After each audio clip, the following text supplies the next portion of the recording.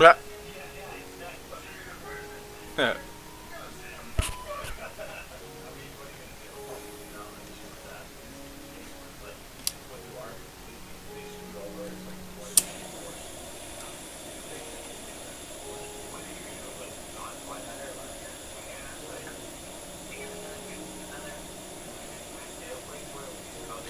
Finally finished flattening out my area.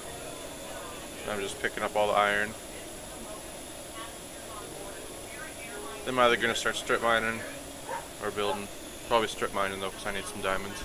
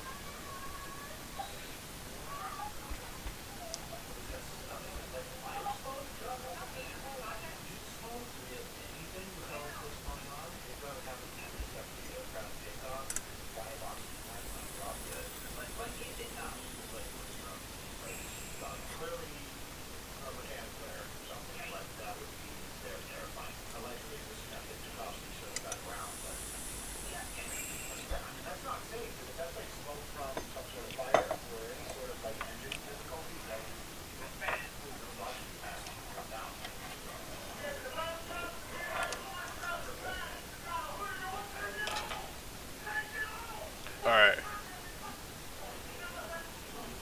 Back to mining.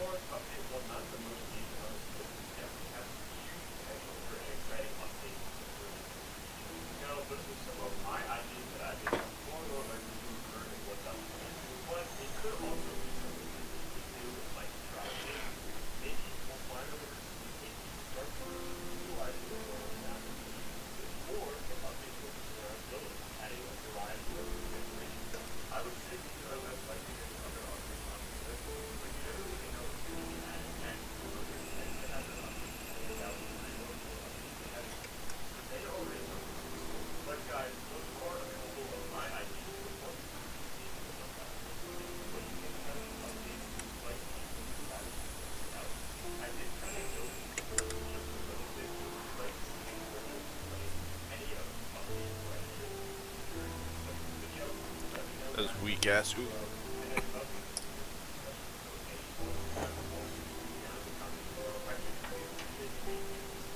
Fucking super weak.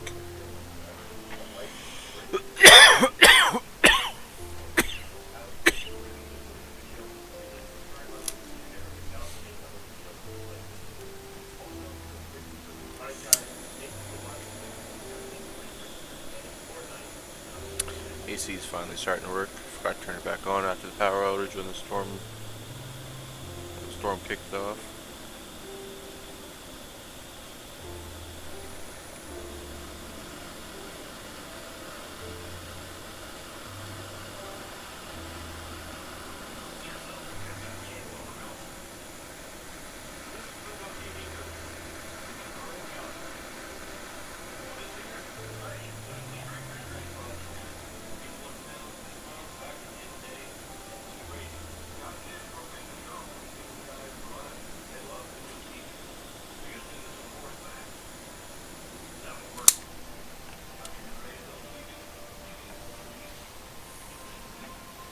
Okay, let's get ourselves a better fucking dab this time.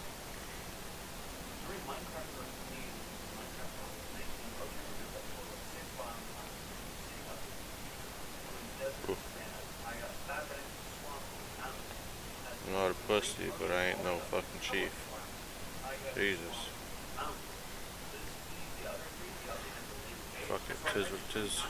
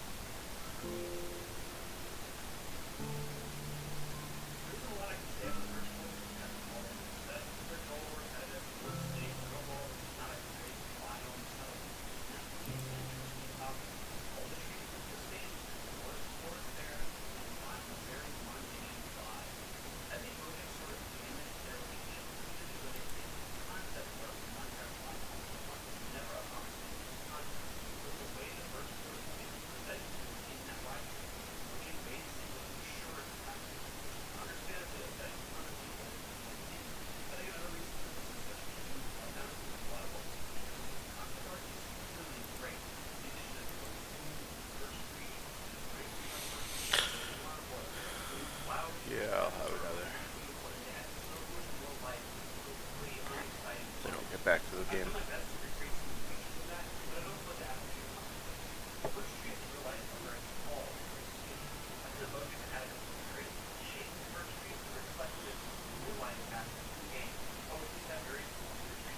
I found another spawner though.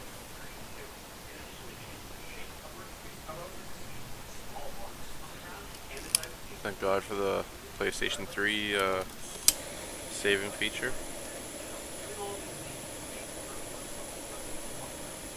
It died in between autosaves, so I just exited. But I know where a spawner is now. Kind of fell in there, and so did baby zombies. Couldn't place the block to get myself the fuck out of there. I was so not prepared for that.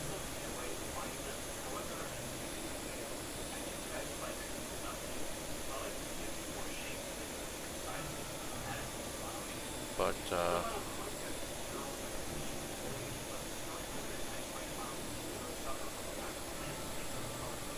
I was doing some water on the ground to get them the fuck away from me. Light up the shit. Nah, I mean.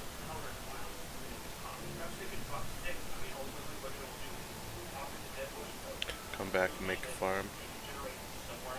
But right now I need some diamonds.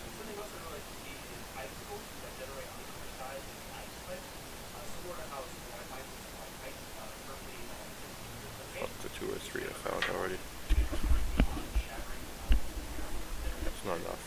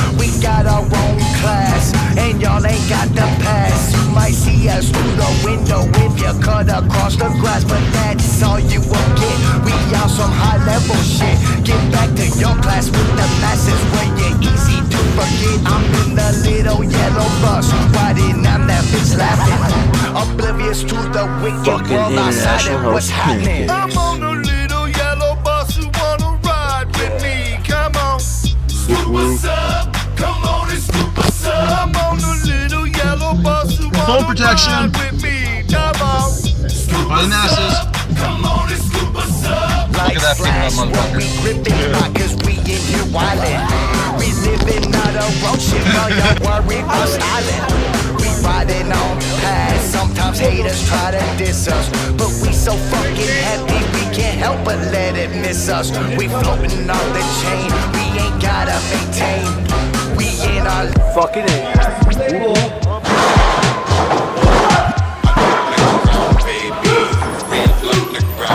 Chicano Flame wins and brings the traditions of Lucha Libre. I'm glad he was able to clear customs, because not everybody could. There you go, got it.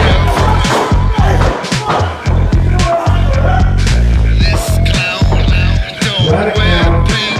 Set them up here. Not what we do with Chicano Flame right now.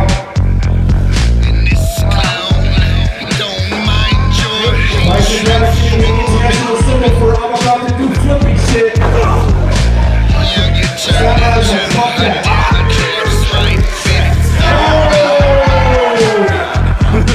I'm ready for the fly. People need to kiss the fly. Holy fuck.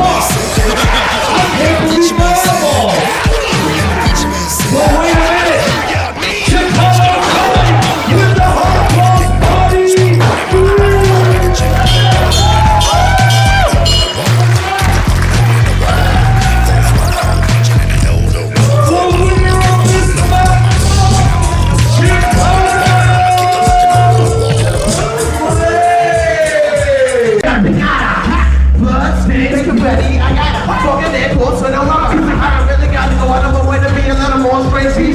Cause I feel like that. You wanna really feel like that. Hit it out of jail, I'ma chill like that. Taking care for that, let her take off that. From the back of your neck, you know, out of my head. Yeah, you know, it's like that. They don't wear. Yeah, I'm in this flame, I won't run. And we get crazy and what? Same, I would take over the game. We get crazy, everybody say I'm right. Now say I'm out of my mind, say out of my mind, say out of my mind, say out of my mind, louder, out of my mind, say out of my mind, what? Out of my mind, what? Out of my mind. These balls been figured for months, I hear thunder that I never seen a kill in the blood, I hear colors, but every time I blow on the wall, walking the wall, just happen to be near shutters, said I'm asking crap, then I ask you what, you been asking shit.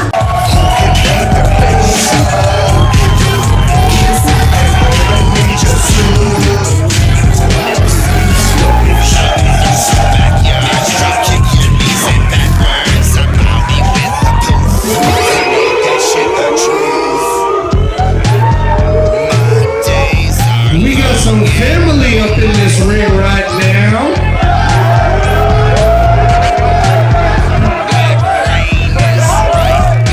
Referee enjoying his job right now. He's earning every bit of those $5 Canadian that he's earning for his work today.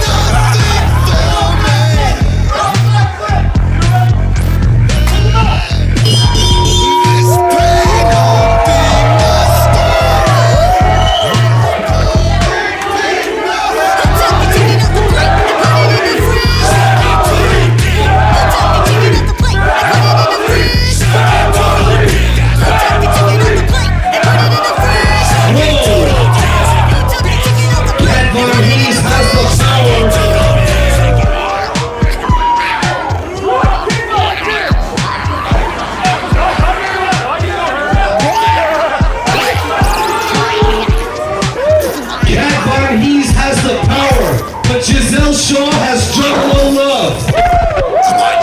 Oh, God. Quick corner by Shaw. Only two. Referee wearing his street clothes for this match.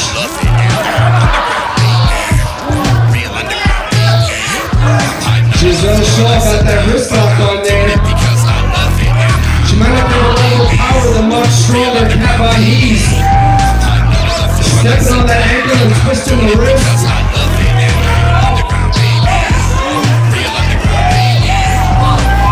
Giselle Shaw's got no quit in her. She's firing back up. Whoa! She can do whatever the fuck she wants with the juggalette powers. Cat Von Hees though, going for that submission. Oh God! Fucked up. Oh, there you go. Giselle Shaw. Turning chicken shit into chicken salad. Trying to check out Cat Von Hees. We can see a submission right about her. Here we go, the power of Cat Von Hees. She's getting back to a vertical base here. She's got the advantage in power. Giselle Shaw's got a lot of heart, man. She's fighting a bigger, stronger opponent like it wasn't shit. Oh shit. Nice. Giselle Shaw using a bridge there. Trying to alleviate that pressure. Something brought to her by Lance Storm at the Storm Wrestling Academy. Right here in Calgary, Alberta, Canada. Here we go. Look at this. Oh, fuck. Took the legs out from Shaw. Giselle not trying to quit. I bet if Giselle Shaw can hear her family right now, she might be able to fight back.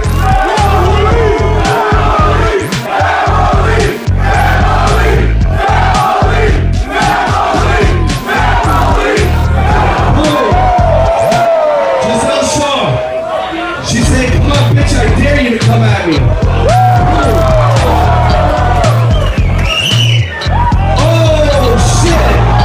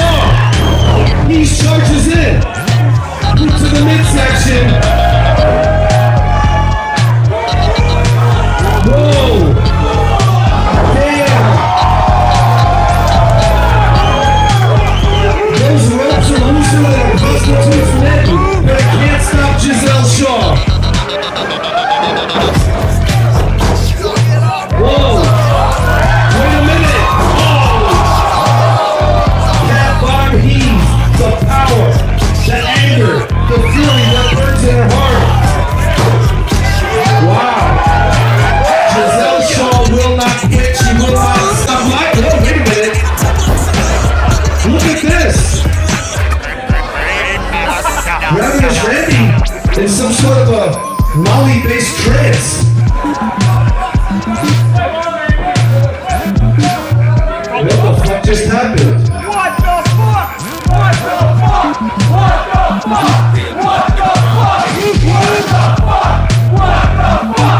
What the fuck? What the fuck?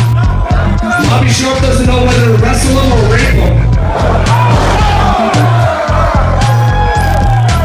Ravenous Randy, the last degenerate from the Hard Dungeon, and that's no fucking lie.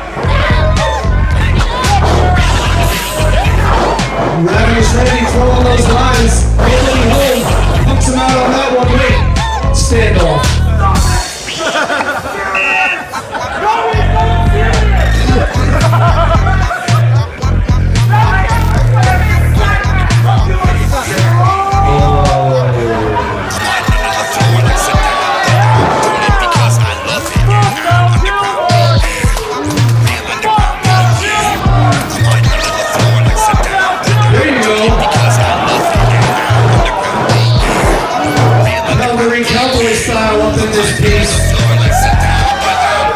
Don't let the green hair guy fool you. Ravenous Randy's Calgary through and through.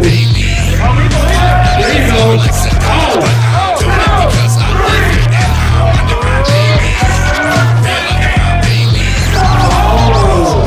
Latched him on that top rope.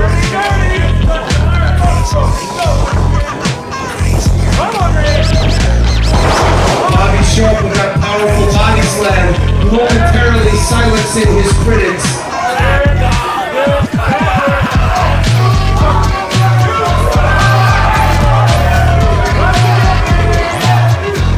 Bobby Sharp perched on that second rope. Oh wow! Corkscrew elbow, poor Randy Myers. Randy in trouble. Two. Only two.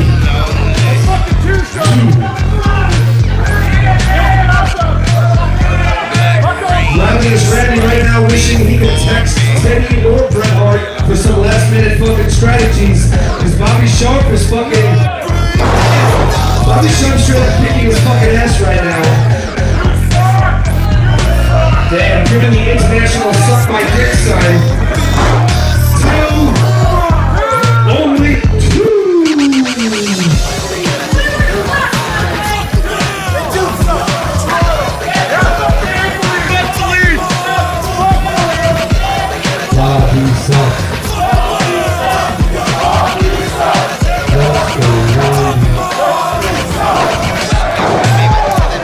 Ravenous Randy got called the fucking irate from the unmanicured nails of Bobby Sharp. Bobby Sharp enjoying that hand in the top. And then plants him. Quick cover in 1, 2, only 2.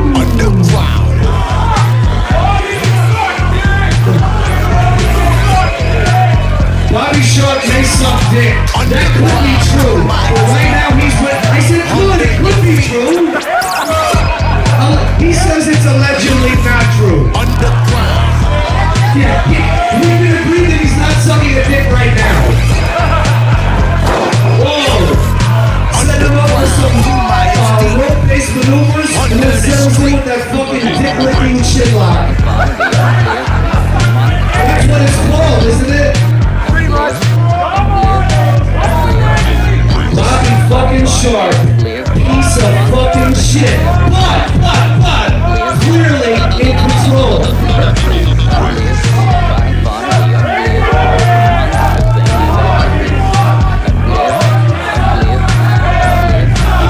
Whoa! What the fuck? Wait a minute.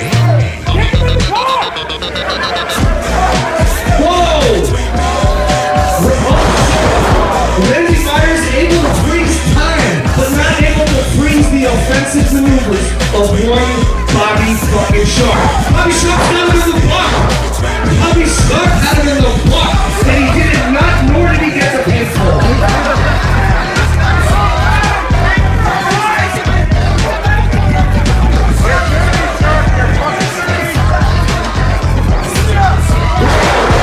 Bobby fucking Sharp, powerful suplex. Yeah, I'm with that shit. Fuck you, Bobby.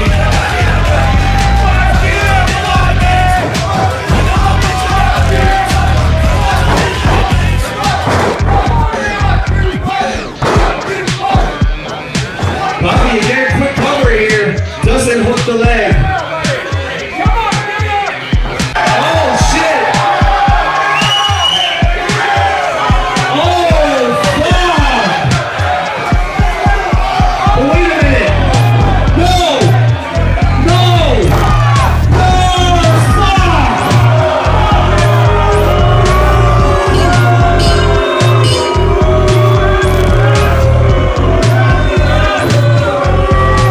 As a result of some vicious bullshit, your winner, Bobby Shaw.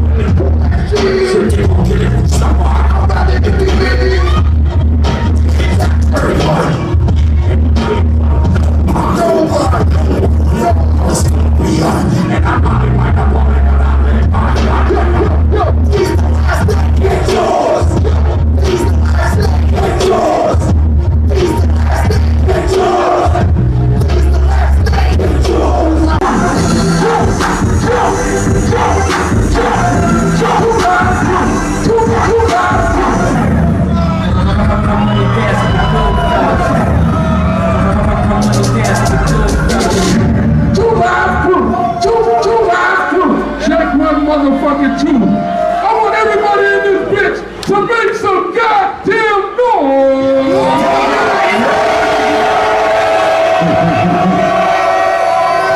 I am DJ Mr. Mix. This is my man Space Age Timmy.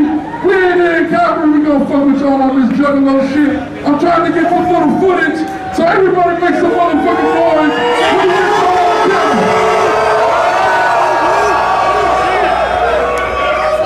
Run that intro. Run that intro.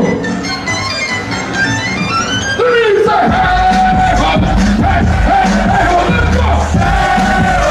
Hey, one more time. Hey, let's go. Oh shit, it's broken wild. It's motherfucking side. Please put this motherfucking camera down.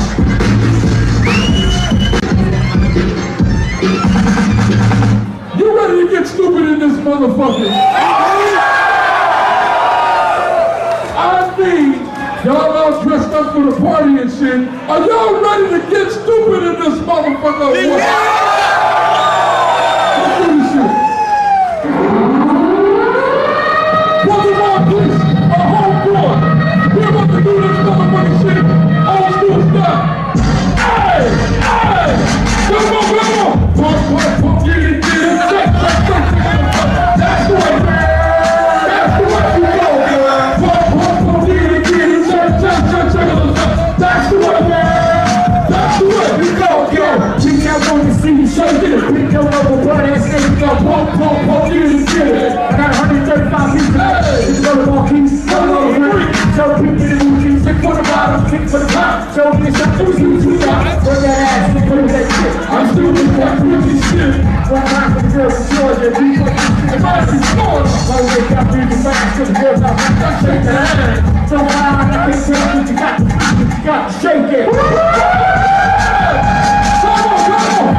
on, pump, get it, shake, let's go, that's pussy right here, that pussy, that pussy right here, that pussy, that pussy right here, that pussy, that pussy, big old kid, you know this is fuck my man, be my private dancer.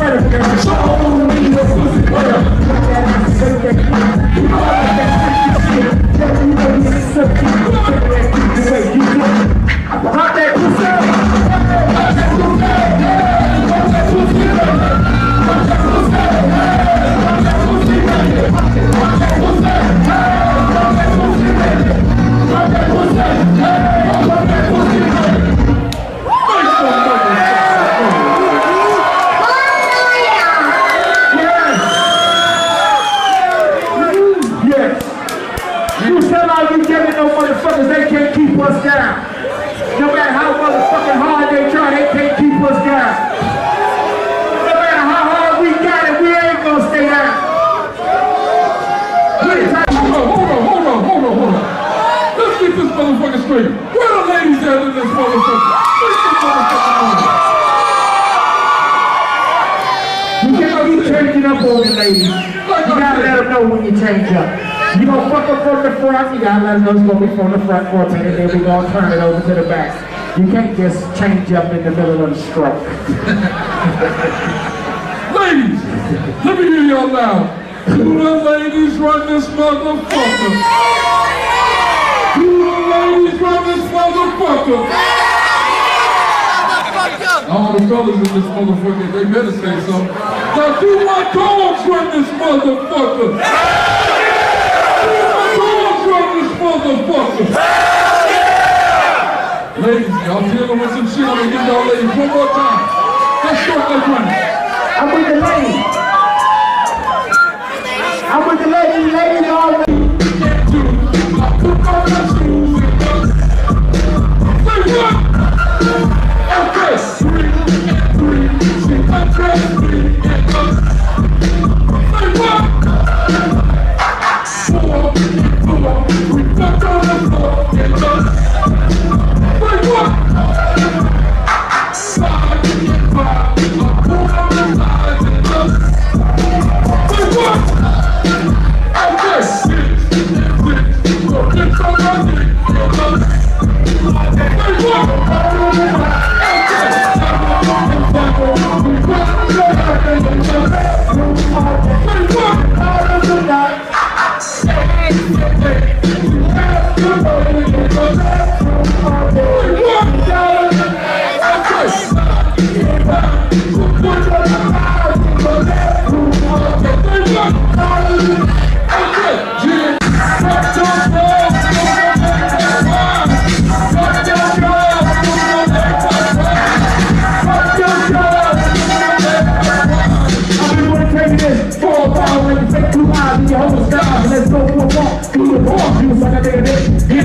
Just do what I have. You just feel cold, and you're the next time that y'all you just. I know that you went to those dumb fucks out of wanna be a man, I wanna move something.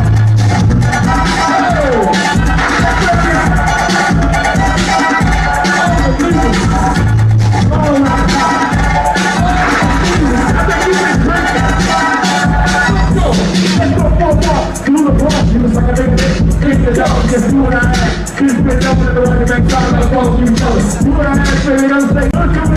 You know, for the fuck out of wanna be a man, I wanna move something.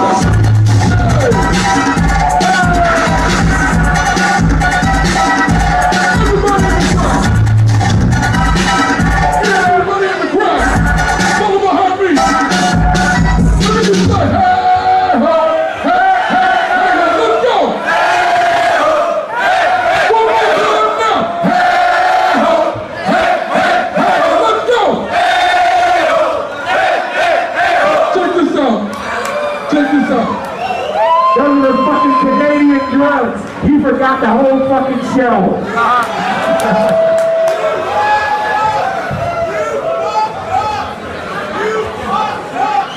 Get fucked up!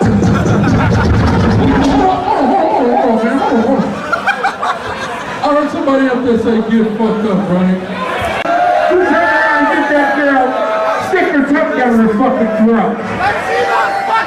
Yeah, you do it, you do it. That's what the fuck I'm talking about, man. You do it, I do it. That's the beauty of the whole fucking evening. Thank you, thank you. These guys are the shit! With that being said, ladies! Ladies! Do the ladies run this motherfucker? Do the ladies run this motherfucker? Okay, we gon' see. We can let more guys in there, but we gon' see. Run this shit. Do the ladies run this motherfucker? Do the ladies run this motherfucker? Do the girls run this motherfucker? Do my dogs run this motherfucker? Hell yeah! This ain't all for the head. Hold on, just stop it. Just stop it. I know they sucking dick. You got to grab the banana. I know they sucking dick up here. You know what? I think somebody put something in my fucking drink. Some kind of peel or something. I don't usually act like this. I don't usually my dick got hard. I don't need to act like this. I gotta watch you fuckers. I gotta watch you fuckers from the ghetto. Fellas, if y'all believe what I'm about to say, y'all repeat it after me. Let me say, oh, suck dick. Say, oh, suck dick.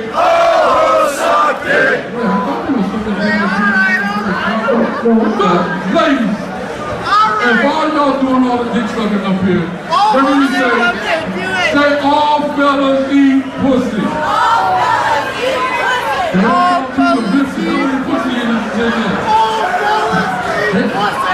That's Donald Trump. That's Donald Trump. You don't eat pussy no more.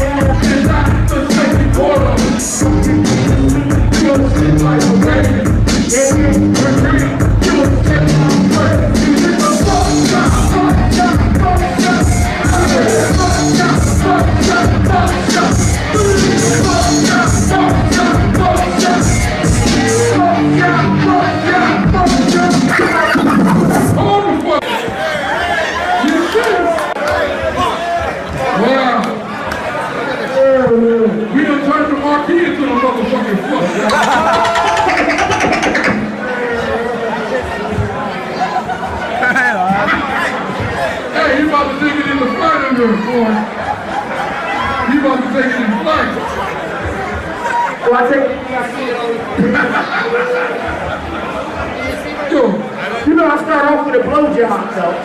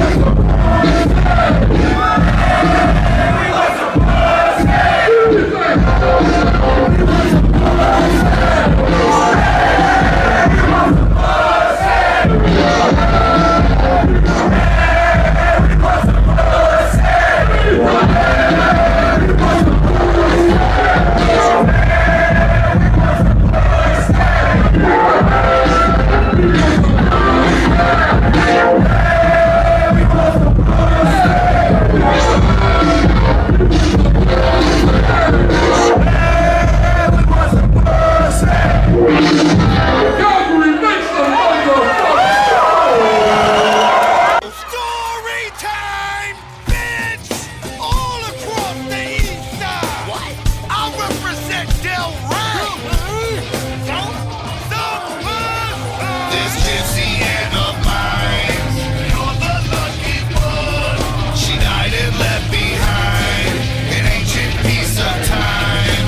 I didn't know what it was. You're the lucky one.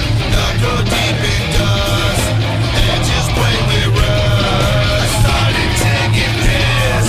You're the lucky one. This lamp is all I get. A worthless piece of shit. My books are rubbed and clean. And his opponent, all the way from the 505, and that's AKA New Mexico for those of y'all who don't dial the US a lot. He weighs over 245 pounds. Give it up for the Juggalo icon, Marsh Pit Mike!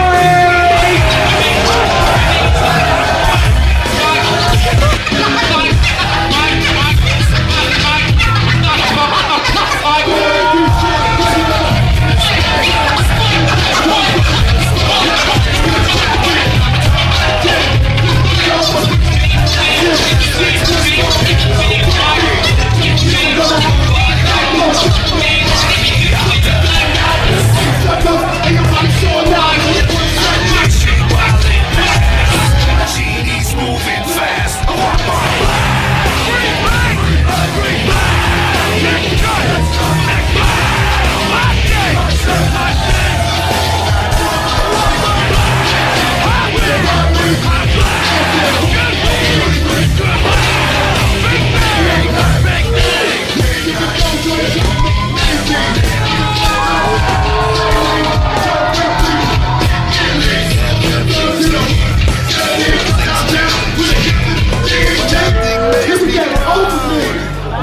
Damn, bitch, you cannot fuck with Mosh Pit Mike.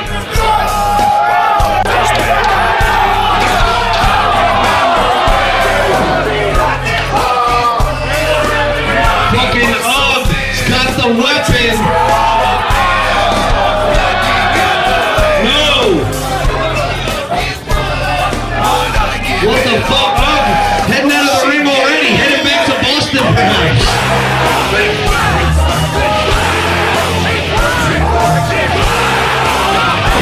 Wait a minute. They're tearing at the fucking face of Mosh Pit Mike. And there's an axe in the crowd for some reason. Let's get that axe back to ringside.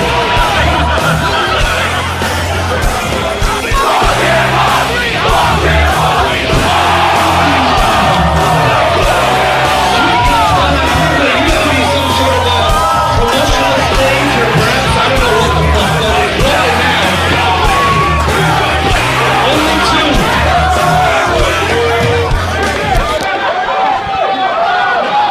Fucking Mosh Pit Mike, as tough as he is, he's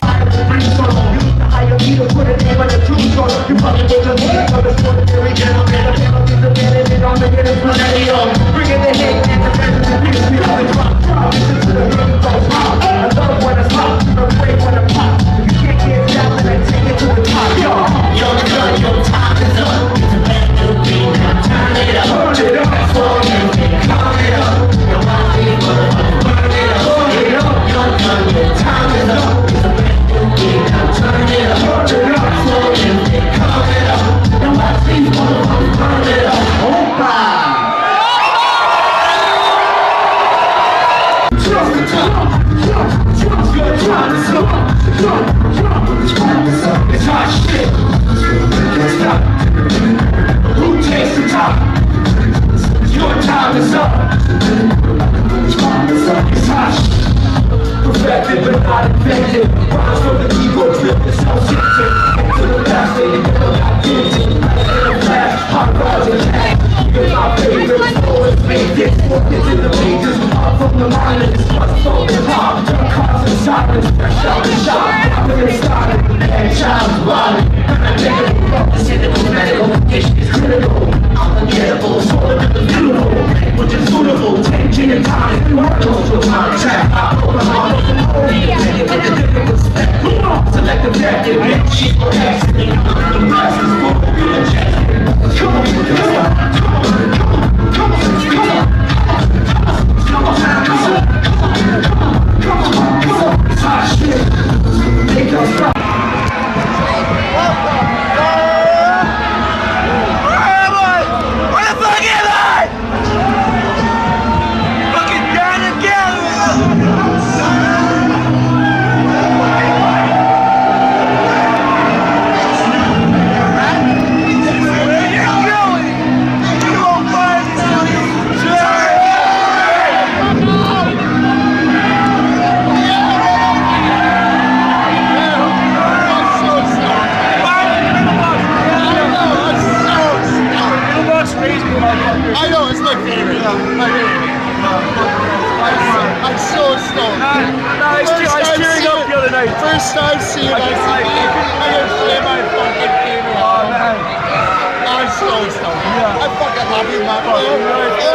Much love.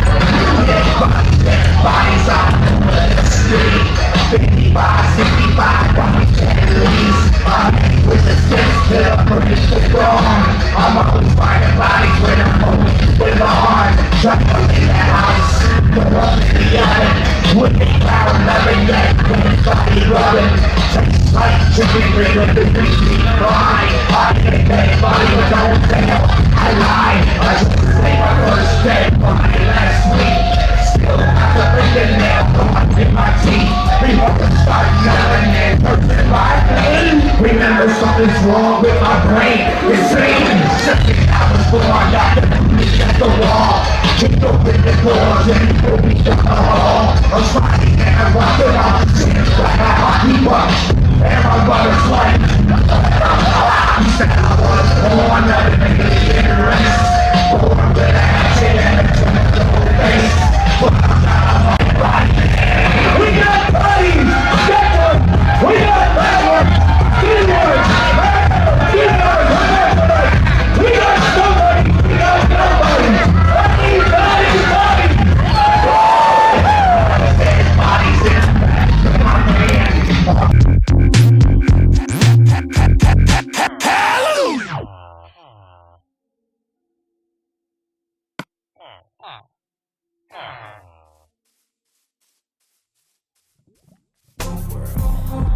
For us all to enjoy. We'll never die alone. Juggalos will carry on. Swing our hatchets if we must. Each and every one of us. We'll never die alone. Juggalos will carry on. Swing our hatchets if we must. Each and every one of us. We'll never die alone. Juggalos will carry on. Swing our hatchets if we must. Each and every one of us. We'll never die alone. Juggalos will carry on. Swing our hatchets if we must. Each and every one of us. We'll never die alone. Juggalos will carry on. Swing our hatchets if we must. Each and every one of us. We'll never die alone. Juggalos will carry on. Swing our hatchets if we must. Each and every one of us. We'll never die alone. Juggalos will carry on. Swing our hatchets if we must. Each and every one of us. We'll never die alone.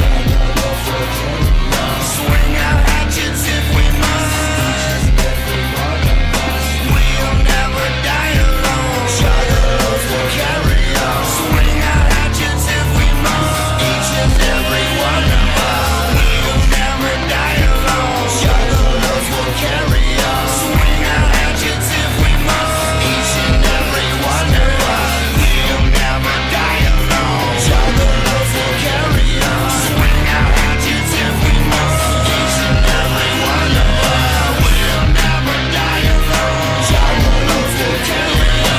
Swing our hatchets if we must. Each and every one of us. We'll never die alone. Juggalos will carry on. Swing our hatchets if we must. Each and every one of us. We'll never die alone. Juggalos will carry on. Swing our hatchets if we must. Each and every one of us. We'll never. Juggalos will carry on. Swing our hatchets if we must. Each and every one of us. We'll never. Juggalos will carry on. Swing our hatchets. Each and every one of us. We'll never. Juggalos will carry on. Swing our hatchets. Each and every one of us. Juggalos will carry on.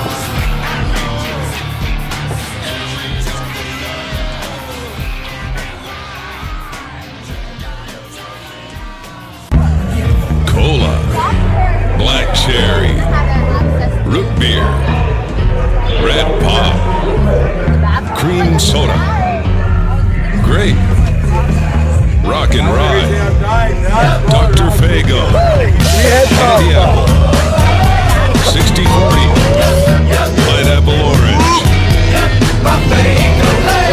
chocolate cream pie, ginger ale, cotton candy. That precious sauce, juggalo juice. Crack that fat boy, let it go loose. Drink it, spray it, whatever you're used. Do it up like Joey and Big Joe Bruce. Run it up, kid. I'm about to. Moon Miss Blue, here's what you do. Throw it up in the sky, then shoot that bitch. Slap it up silly and boot that bitch. Just let it fly. Juggalo juice.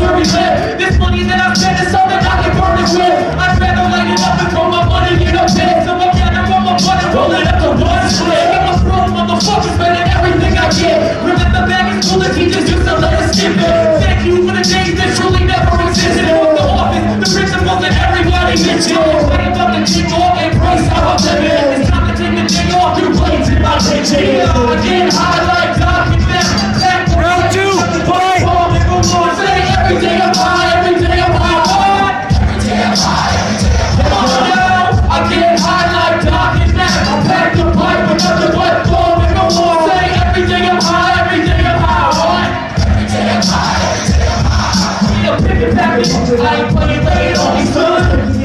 Got me guessing, roll another one. Deputy, lock me out. Let's go for you for Mortal Kombat. Another devil to you. Praise the Lord, hallelujah. Fast life, fast life. Make it hard for a backstab. Cause the house is always Asian.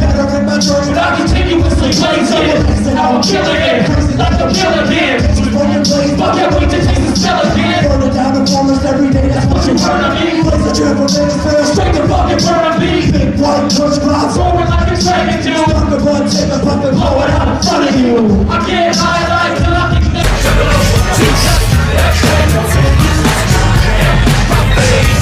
Two in each hand, flake out a shake. Run the bag, paste like Fago break. Explode in the bedroom, Fago lake. Marinate your steak, a big Fago cake. It's cheap as hell, and fuck I'm broke. Fuck $3 for a cup of coke. Shit, I stay sticky, fuck the soap. Orange pop all on my chicken, big dope. Put the keys in the truck and ghost ride with thieves in the trunk. Stick around in the police so I will clean up the blood. But when they do, I just start screaming while I feed them with slugs. Never get to some parent. Parents don't like murder. They know if the daughter hears them, they scared that she might work. I'm just so fucking cold that I'm carrying a nice bird. Carrying it like words and fairies is word. Fuck, I don't have it front right now. I got a battle number 1 right now. I see they scared of me when I be too. Crying cause it's obvious that I'm there too. Fuck that, I'm having fun right now. I got a battle number 1 right now. I see they scared of me when I be too. Crying cause it's obvious that I'm there too. I'm that dude with the tattoos and the naughty scars. Party hard like it's Mardi Gras, screaming party hard. I get wasted bitches say I got a beach body.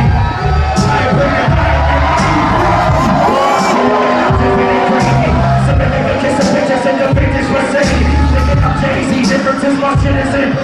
Oh, look at that, but it even paid me.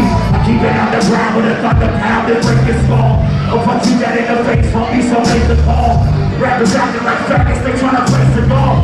I'm gonna write them in the back and then I take it all. All I got is rapping, I'm sick of taking the bottles back. I ain't lost the stacks, I'm working with like I'm popping back.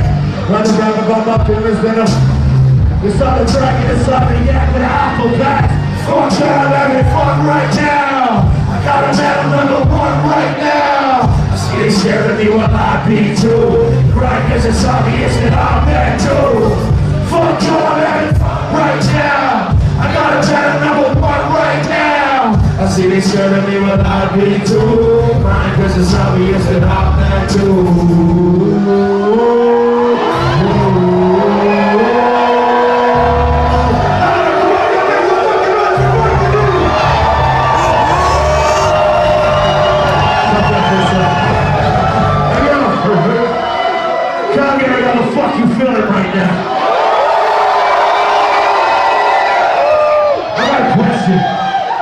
Who wants to see me at the gathering soon?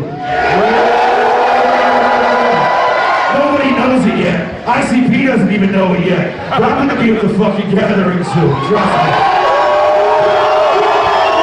Shout out to DJ Donnie on the 1s and 2s, let's go, drop that. Hey, we got some alcoholics in the house. Whenever I get stressed out, all I do is drink. Bottle out the bottle, got me thinking about a stink. And I ain't trying to slow down anytime soon. Drink away the pain till I haven't got a clue. Whenever I get stressed out, all I do is drink. Bottle after bottle, got me leaning by the sink. I ain't about to... We are!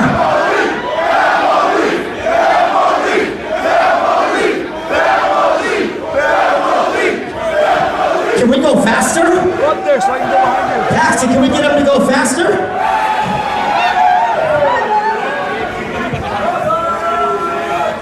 Let me just sit down and get on your level. There is a lot of beautiful fucking face paint in the building tonight.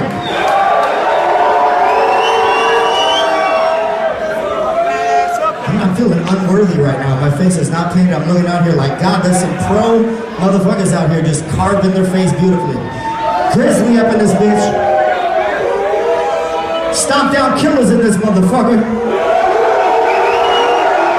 Battle axe warriors in this bitch. Psychopathic in this bitch.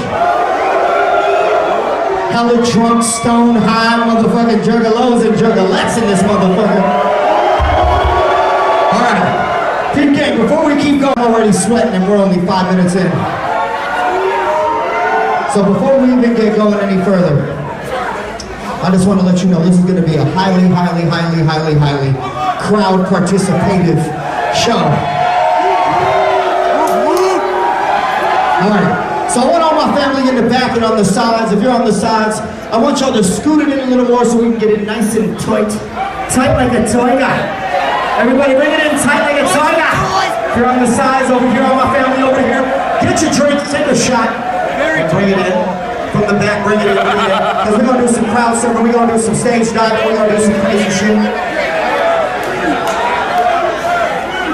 I got a question. How many motherfuckers are excited that Hercules cannot rock tonight?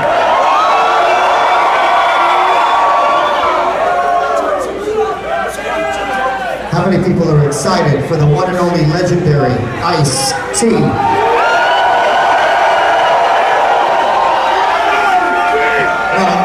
How many people was anybody here yesterday? Did y'all get to see Swollen Members? Awesome. Well, I was at the after party at Distortion last night. I'm gonna be there tonight. It was a fucking grand old time.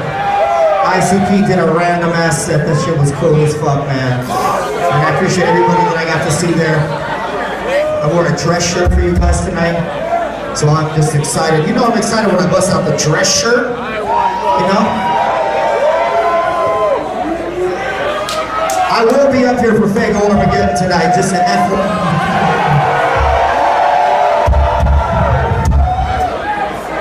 Alright, here's what we're gonna do.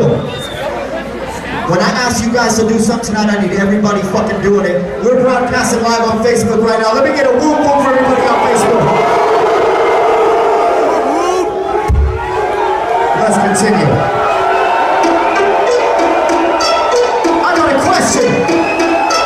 How many proud Canadians we got in the building? Put a hand in the sky. Keep your hand up. If you're proud to be a juggalo, put both hands in the sky. I want y'all to keep your hands up.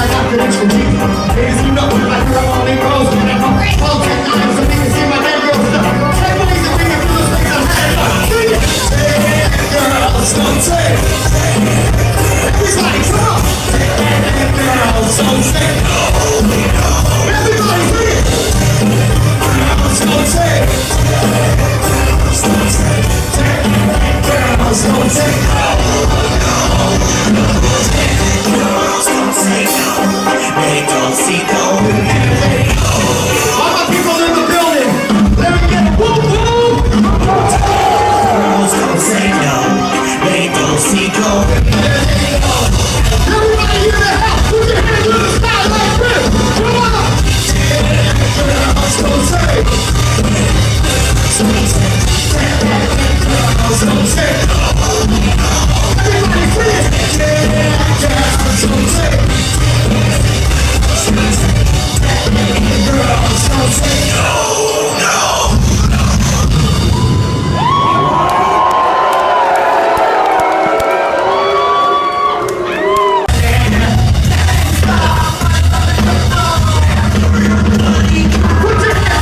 Put your hands up! If you're ready for the clowns, put your hands up! Put your hands up! Put your hands up! If you're ready for the clowns, put your hands up! Say kung fu! Say vampire!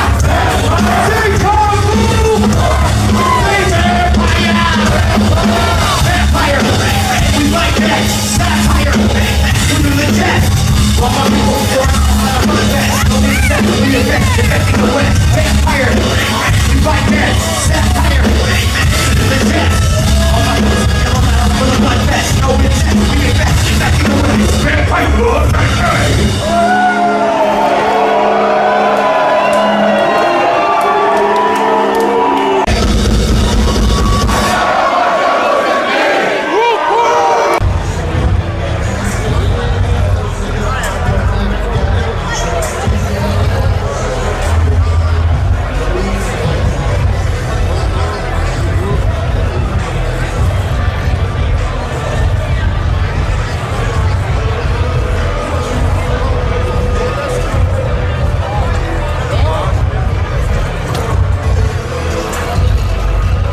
Wait for Big Hoodoo!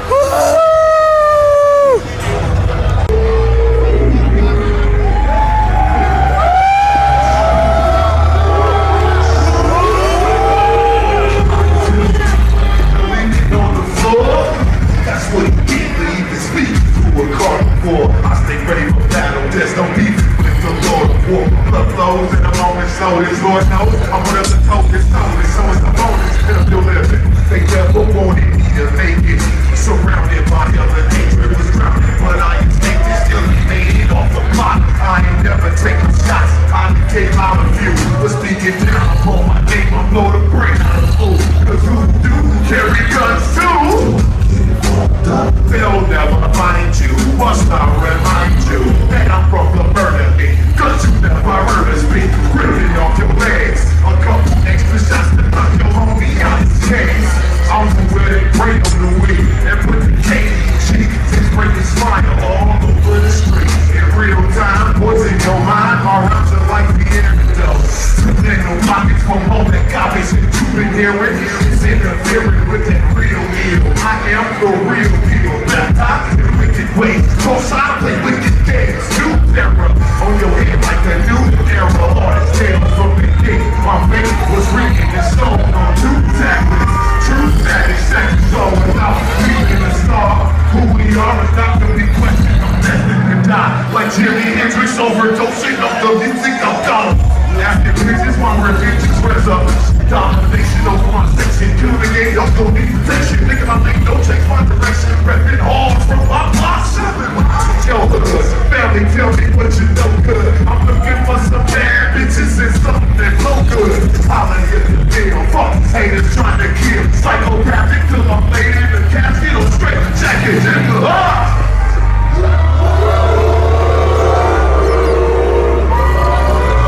Turn that shit up, let's get this party started. All around, testing the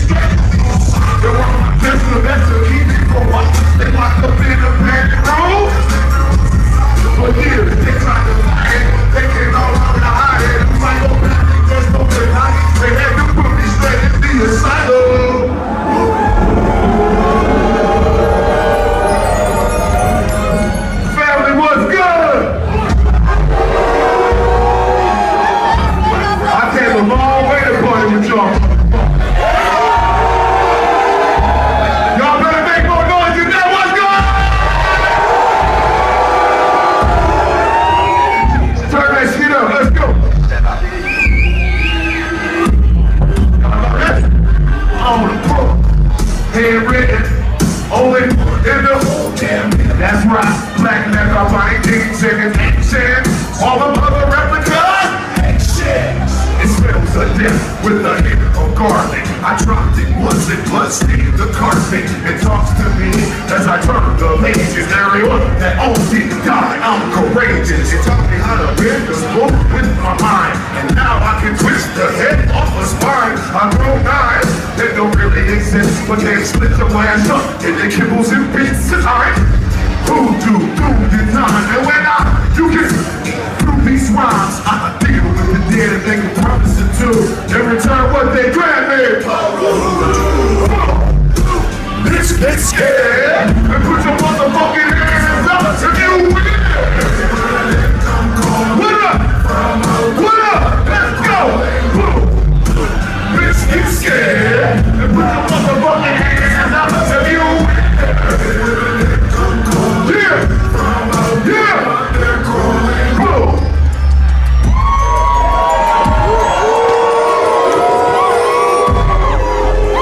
Y'all having a good time or what, this motherfucker?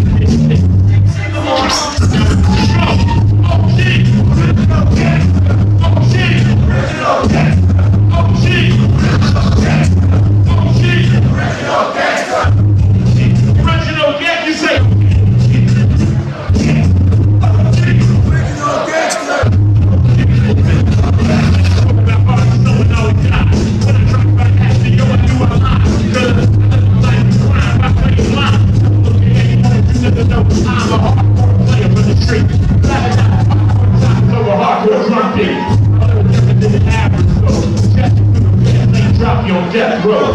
Anybody who's been here knows that. I think loving on the blood so fast. That little shit don't work. Look, the joint coming out feet first. So I glad the mic through my side. Others I fuck wild. But the sign's always there. Suck it back like I didn't care. Just like myself. Think about the game and the record street well. But I think it's even hard to drill. One wrong move, fail. For heroes, I can fall time. The days on time. Dropping the straight point blank in a question. No vaccination, because I lived it. Fucking joke, this shit real to me. I'm like, shit. Oh, shit. Original gangster. OG. Original gangster. OG. Original gangster. OG. Where the hustlers at?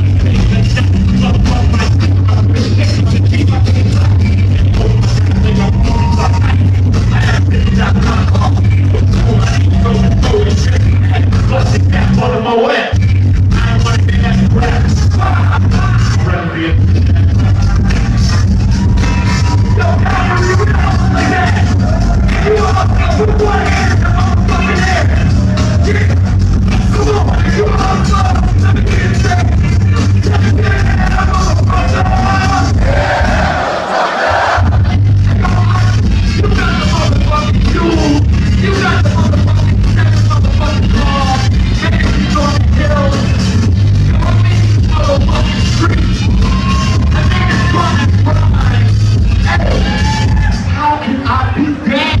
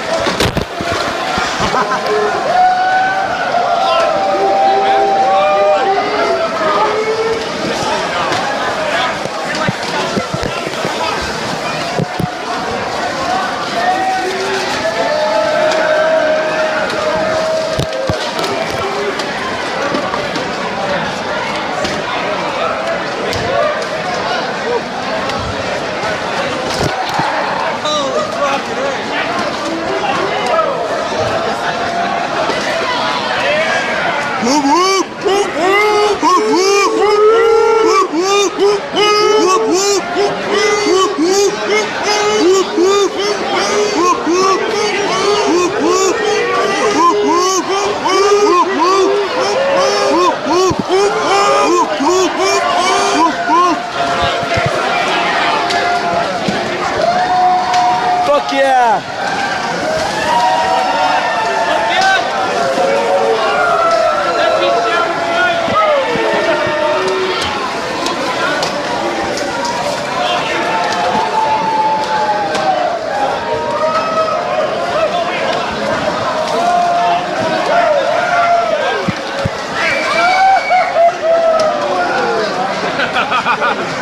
Mine too.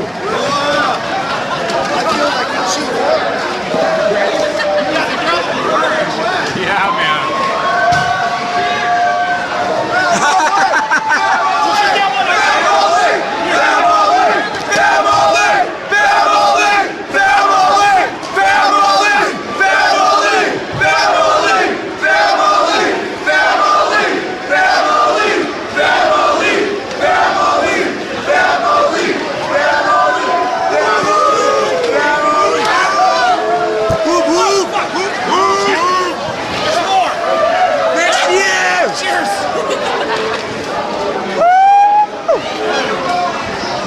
Fuck yeah, check this dude out.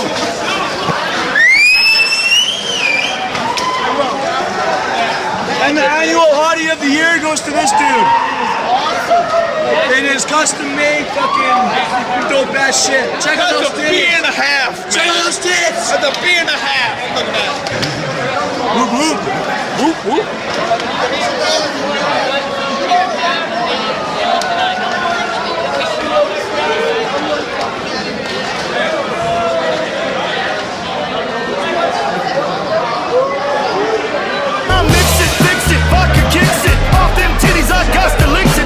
Fixtures, chandeliers, fuck a venue too nice to handle this. Rocket ride bombs from above, knock you out and fuck up your duds. Explode and unload all over the place. You don't like red pop? Fuck your face.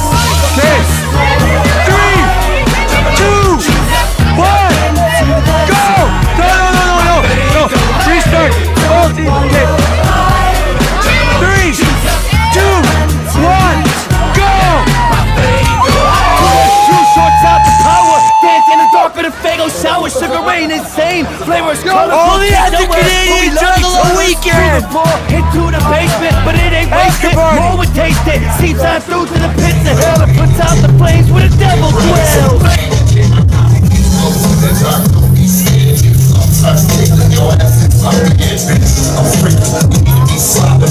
Swallow your big hoes from state to state. Giving up my nuts on her face. Standing long stroke, because along the way, she took my just like fucks. Ancient changes with that cuts. From Southwest Burmese style. The greatest spectacle under the sky. Fuck us came and made they mark. From Moon, Uganda to Bannon Park. Fucking drunken South Motel. I'm a wicked clown, bitch. Hello. They're taking the door. Inside. Can't somebody fuck with you, motherfucker? Bring it on! Bring it! Bring it! Bring it! Bring it! Bring it! Bring it! Bring it! Bring it! Bring it! Bring it! Bring it! Bring it!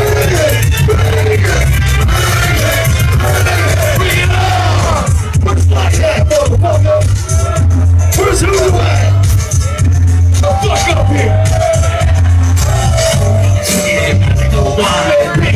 Face down in the bar, and with a flick of my wrist. All this play ain't getting me pissed. Switch this thing off and come through, blow. Just drop in the dog. No more chicks, this is live ball. It's crazy like a vampire. Watching every stitch of hair on fire. Shoot me with silver bullets, okay. I'll pull them out of blood and we get paid. Try my licorice treats. I know that folks that in their feet. No chickens exit time. Anybody that live behind me, bring it on. Bring it, bring it, bring it, bring it, bring it, bring it, bring it, bring it, bring it, bring it, bring it, bring it, bring it, bring it, bring it, bring it, bring it, bring it, bring it,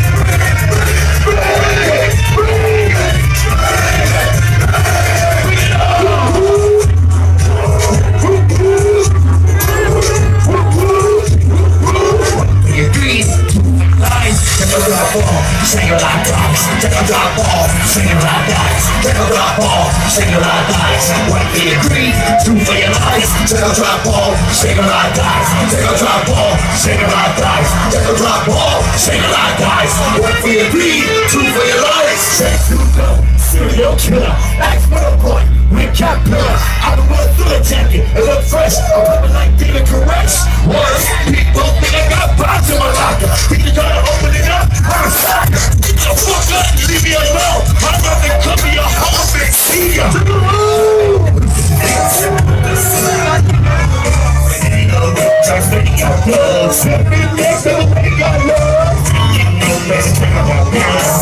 People are whatever you want. Chinese, I'm telling you. Nobody stop the money. Bring it on. Bring it. Bring it. Bring it. Bring it. Bring it. Bring it. Bring it. Bring it. Bring it. Bring it. Bring it.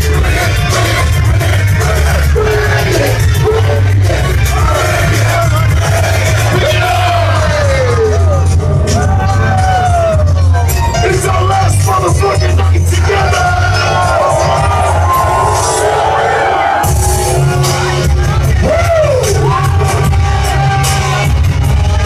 A little story for ya! Little old school! The first little piggy, his house is made of wood. He lives in a chicken turkey piggy neighborhood. He likes to fuck his sister, he drinking smooth shine. A typical redneck, baby fucking slime. I rode into town with my axe in my holster. Everybody knows about the wicked piggy monster. A sheriff at the border, he tried to take me out. I drew my axe with the quickness and put his head up level. I walked in the village into the piggy's place. He opened up his door, he shot me in the face. He put me off the porch and ripped my head in half. But I'm a trouble low, so I don't think it be loud. Axe in hand, my rope is fucking dead. This one went on my mind and made it stick me to his fucking head. Sent me out west, I grabbed a shotgun and blew his fucking tongue out the back of his cranium.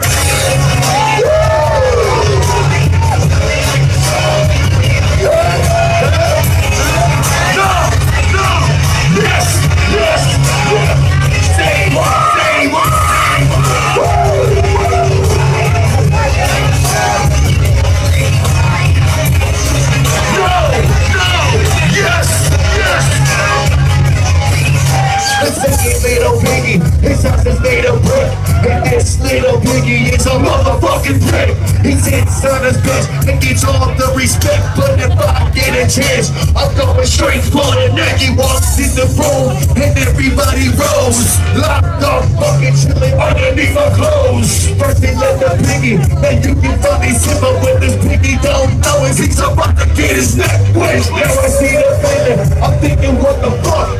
I can stop this room if I was here and they were picking up. Old ass man, I let him get away. That time motherfucker probably got tomorrow anyway. Here comes the piggy, it's time for my case. His eyes are blood red with the wicked ass face. He saw my joker smile and said it's me and God. So I rap on the fucking made it fucking come out.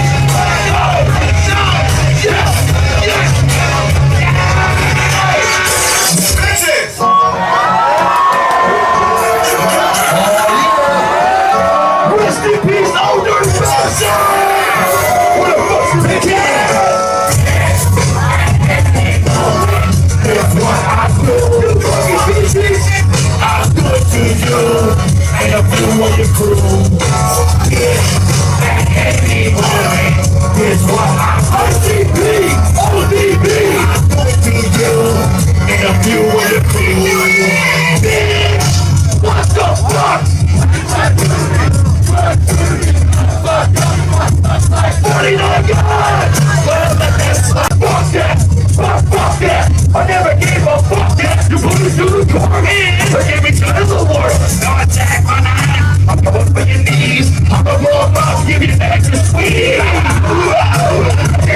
Calling me a bitch. You gotta die, you gotta die. Never wanted it like that.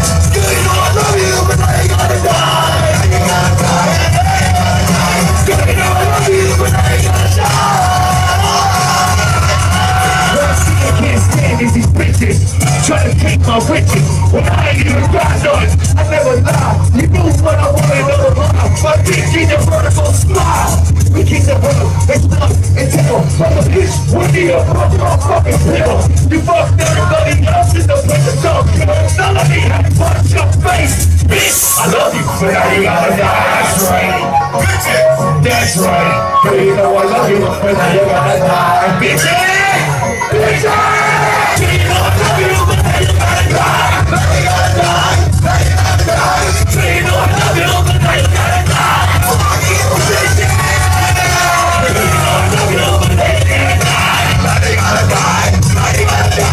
You know I love you, but now you gotta die. Never wanted it that way.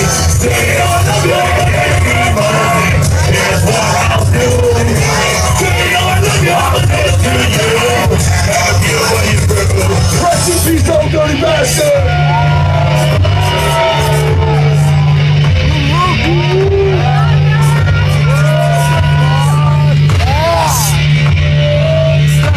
Take anything you want, hold it in.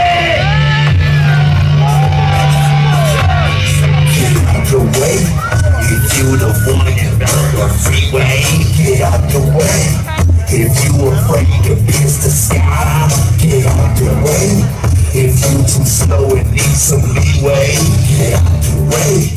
If all you got is you try, get out the way. If we got the same agenda, get out the way. If you gon' slow down or stop, fuck get out the way. If you can live forever, get out the way. If you the one at the top, I'm coming, I'm coming. I'm coming. I'm coming. I'm coming forever. I can do anything imaginable, it's all mine. I take advantage of it, see it's all mine. I shine all the time, climb all the grind. And if you in the way, I'm coming on out. No ways, if you don't bring me to position, get out the way. If you be rolling my shine, get out the way. If you ain't got no ambition, get out the way. If you don't stay in your prime, get out the way. If you ain't got no ideas, get out the way. If you're some kind of distraction, get out the way. If you the one right above me, get out the way. If you don't know it ain't asking, I'm coming, you can live forever. I'm coming, you can live forever. I'm coming, if you can live forever. I'm coming, you can live forever. I can do anything imaginable, it's all mine. I take advantage of it, see it's all mine. I shine all the time, climb on the grind. And if you in the way, I'm coming from behind. I'm coming, hold it. I'm coming. I'm coming. I'm coming.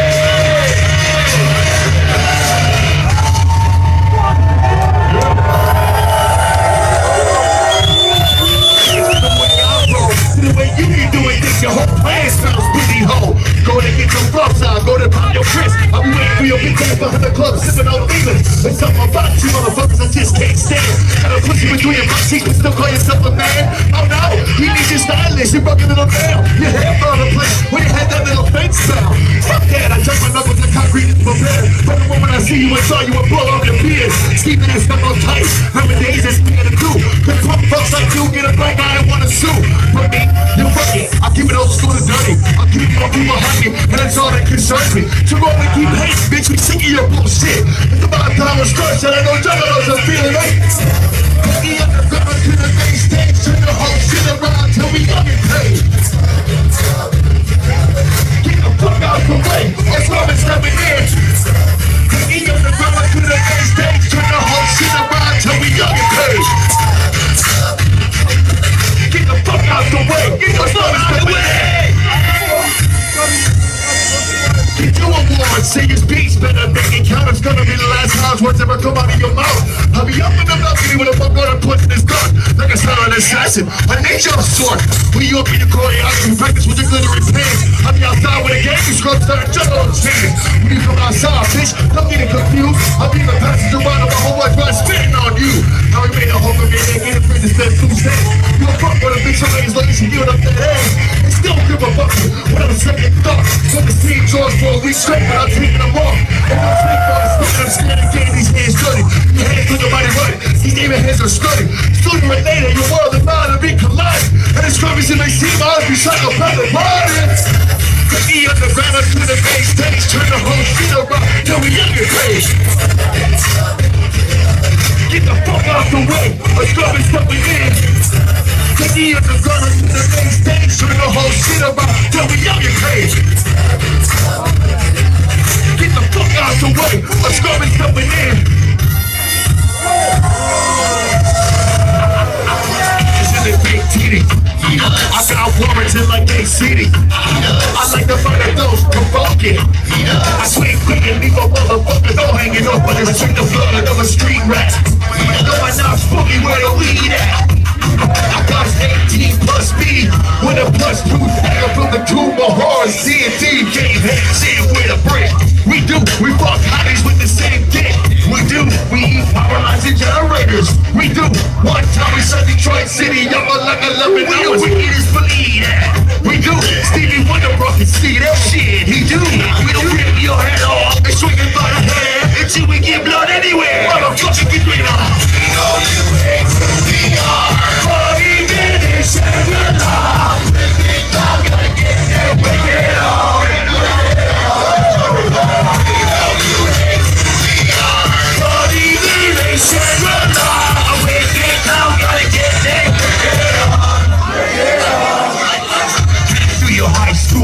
I let the carnival high rule.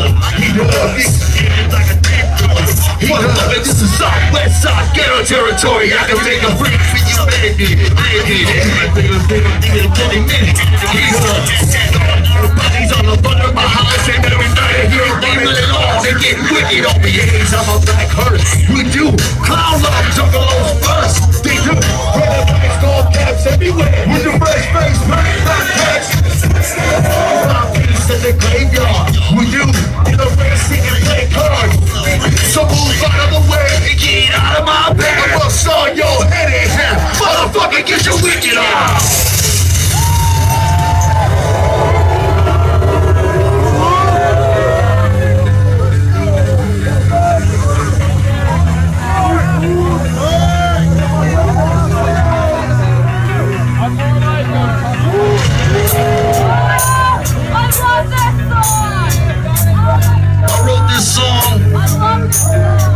Coming from a very dark place. If you yourself have ever been in a place that dark and you can relate, make some noise!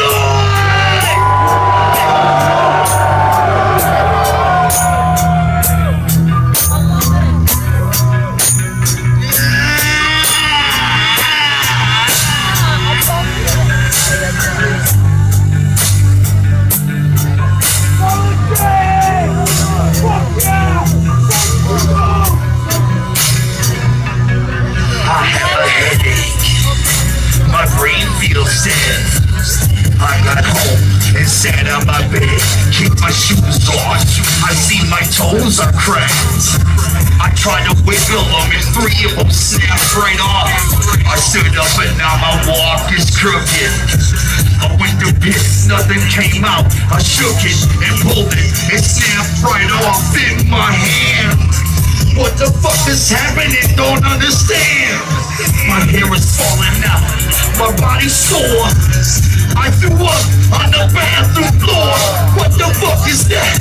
Looks like a kidney or one of my guts. I'm staring at it when half my vision shuts off. My eye fell out and rolled in the sink.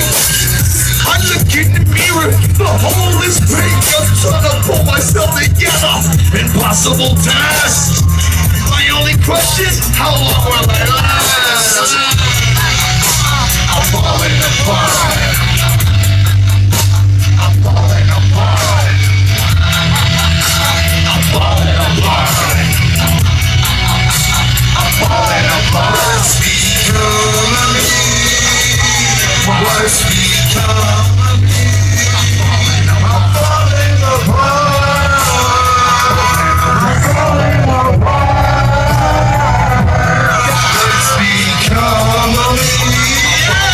What's become of me? I'm falling apart. I'm falling apart. Hey, yo, Jake.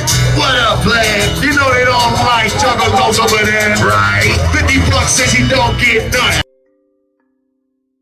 Storms, rain and thunder, no need to wonder. It's too much fun to just unwind. Put yourself under the trance, pour some down your pants. Hump it, hit it, get with it. Bust a nut and be geeked, you did it. Precious peach and bubblegum pop. No need for a mop, cause we don't stop. Just let it fly. Juggalo, choose up, yep, Into the sky. yep, my fake hey. Don't wonder why. Juggalo, choose up, yep, Until you try. yep, my fake hey.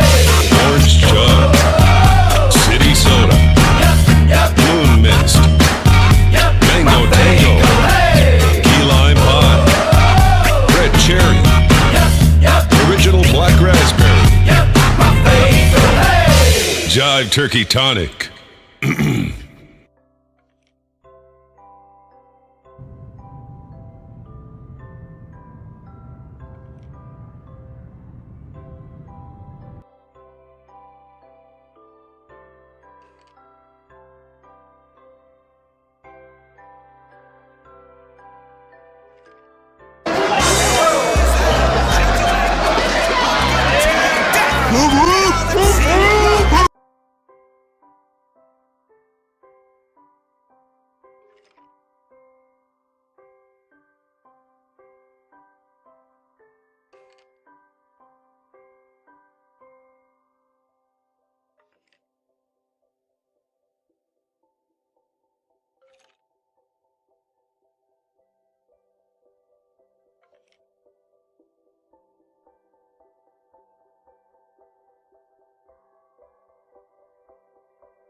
My mom's Nedden. The first thing I remember is my real dad, Richard Bruce, building a haunted house.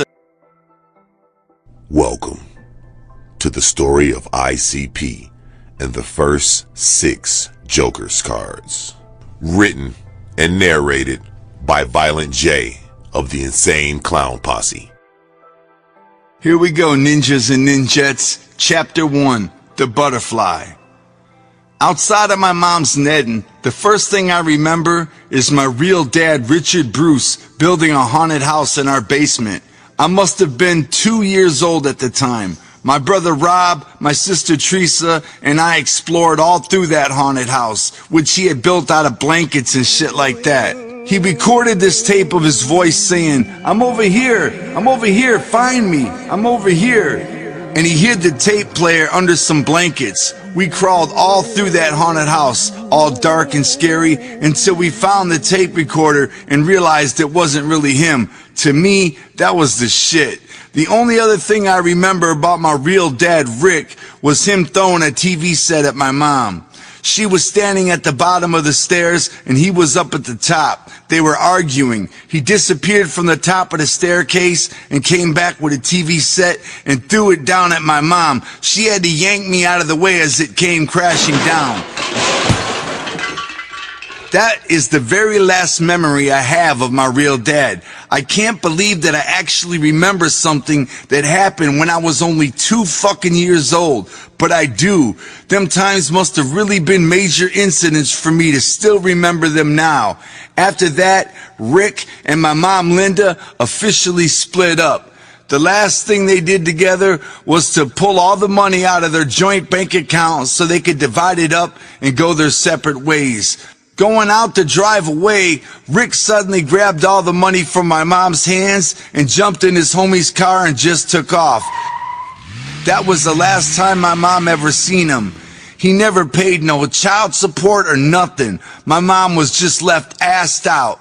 That's why if I ever meet my real dad again nowadays, I have no choice but to beat his ass. Leaving us kids forever never bothered me at all. I was happy as a kid without his ass around. Snatching that money from my mom's hands though, and leaving her to struggle, trying to find money to feed 3 kids, that calls for an ass kicking in my book, and this is my fucking book.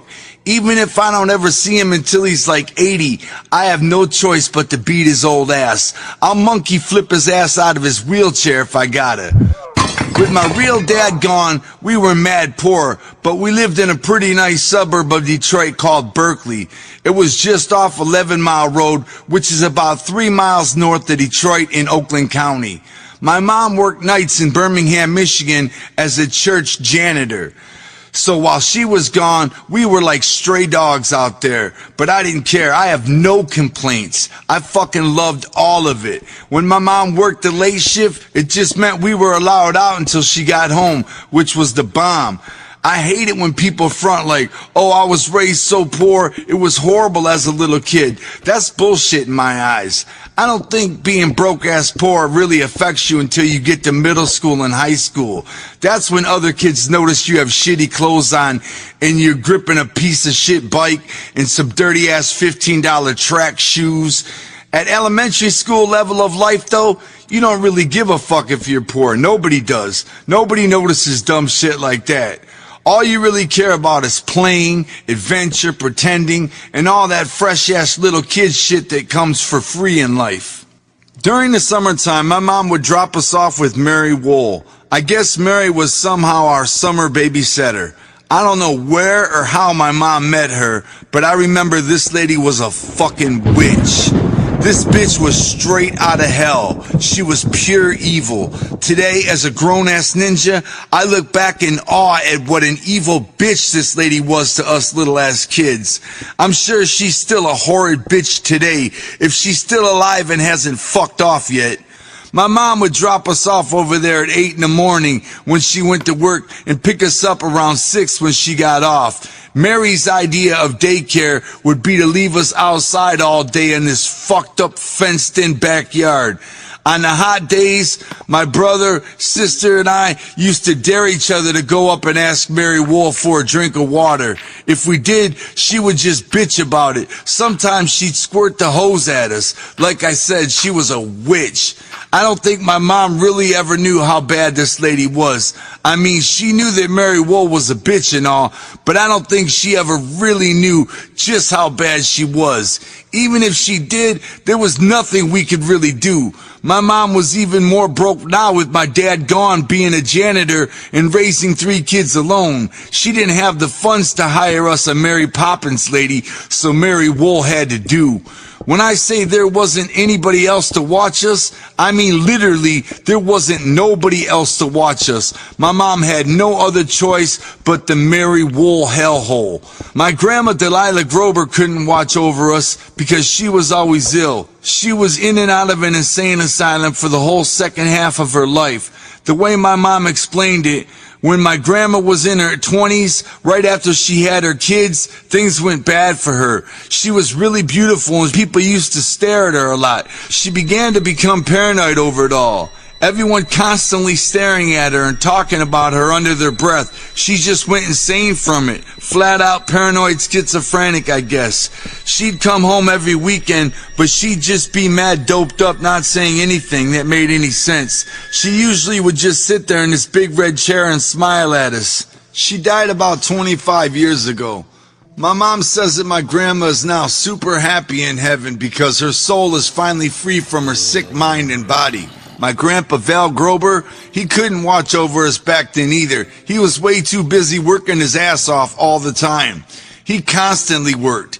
He was a great person. From the time his wife got sick and went away until she died, he stayed with her. He never left her for nothing. My grandpa was the fucking bomb. He used to teach golf and do landscaping. He worked hard right up until he died about 13 years ago. Some consider him a local Detroit area golfing legend, so I hear.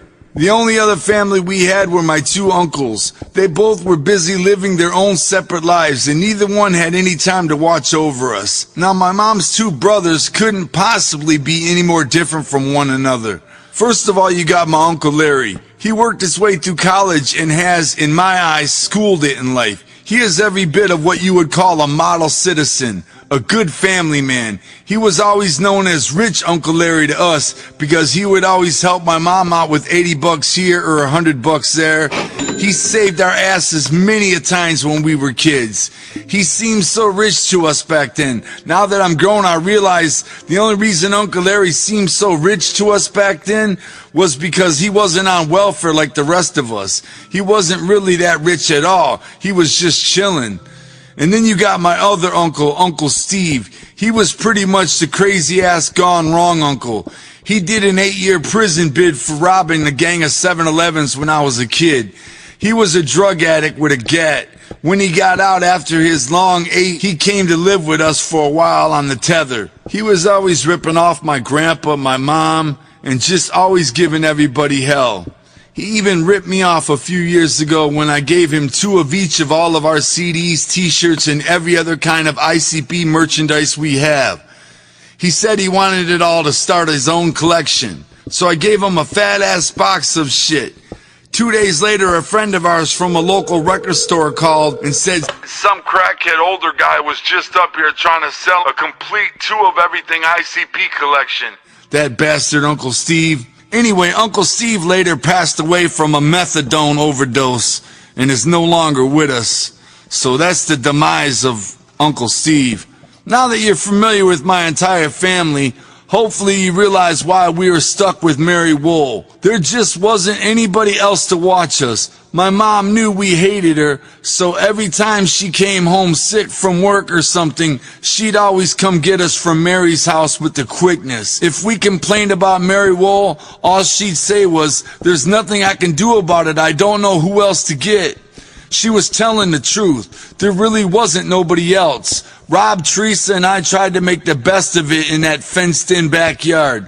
The only good part was this brown dog from across the street. Some days, he would dig a hole under his fence when he heard us playing, and he would make his way over to us and hang out with us for the day.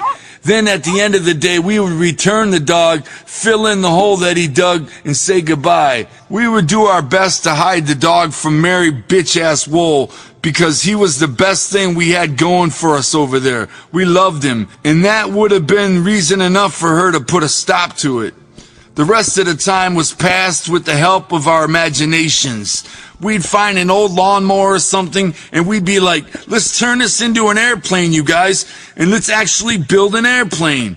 We thought for sure 100% we could actually do that. You know, dreams that would last a day long. The fact is that children will be children no matter where you put them. We still managed to gain some pretty fresh long memories out of that yard. One time, a big June bug landed right there in the dirt in the middle of us. We all sat around and stared at this crusty-ass fucking June bug. You know those ones you see stuck to the side of the trees? It's one of them things you only notice when you're a little kid, like anthills and caterpillars. When was the last time you actually saw a caterpillar or a crusty-ass June bug shell stuck to the side of a tree? When you're a little-ass kid, you notice that stuff because that's all you got going on, so that shit matters. This June bug looked like it was about to die, yet it was crawling on the ground. It was old, wicked-looking, and crusty like a little ugly-ass monster. And then all of a sudden, a split cracked right up its own back, and it was crawling out of itself. We were tripping out. To any adult, I'm sure we just looked like some kids huddled around playing in the dirt right then, but fuck that. We were witnessing something worth watching that day.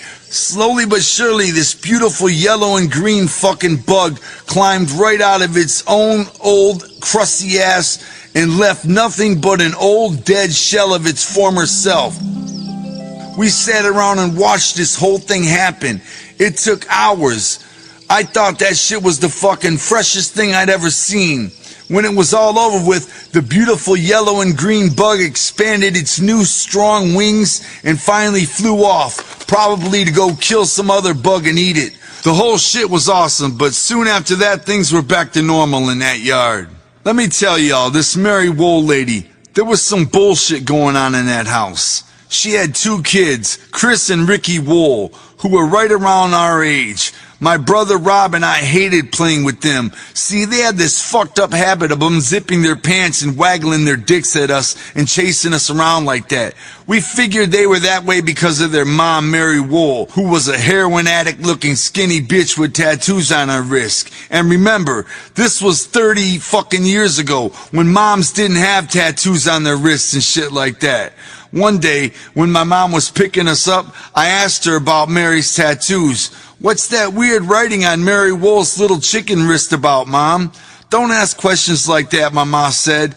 "After what would wind up happening to us as a result of knowing the Wool family, I kind of wish I would have known more about them then, so I could have killed them all off and most likely have gotten away with it because of my youth." Attention! Attention! Thugs, killers, and mass murderers. Everybody sit down in a circle around me. It's special emotional time. In this part of the book, I'm going to talk about 2 major childhood memories that really don't have anything to do with anything at all. They're just too important not to be included.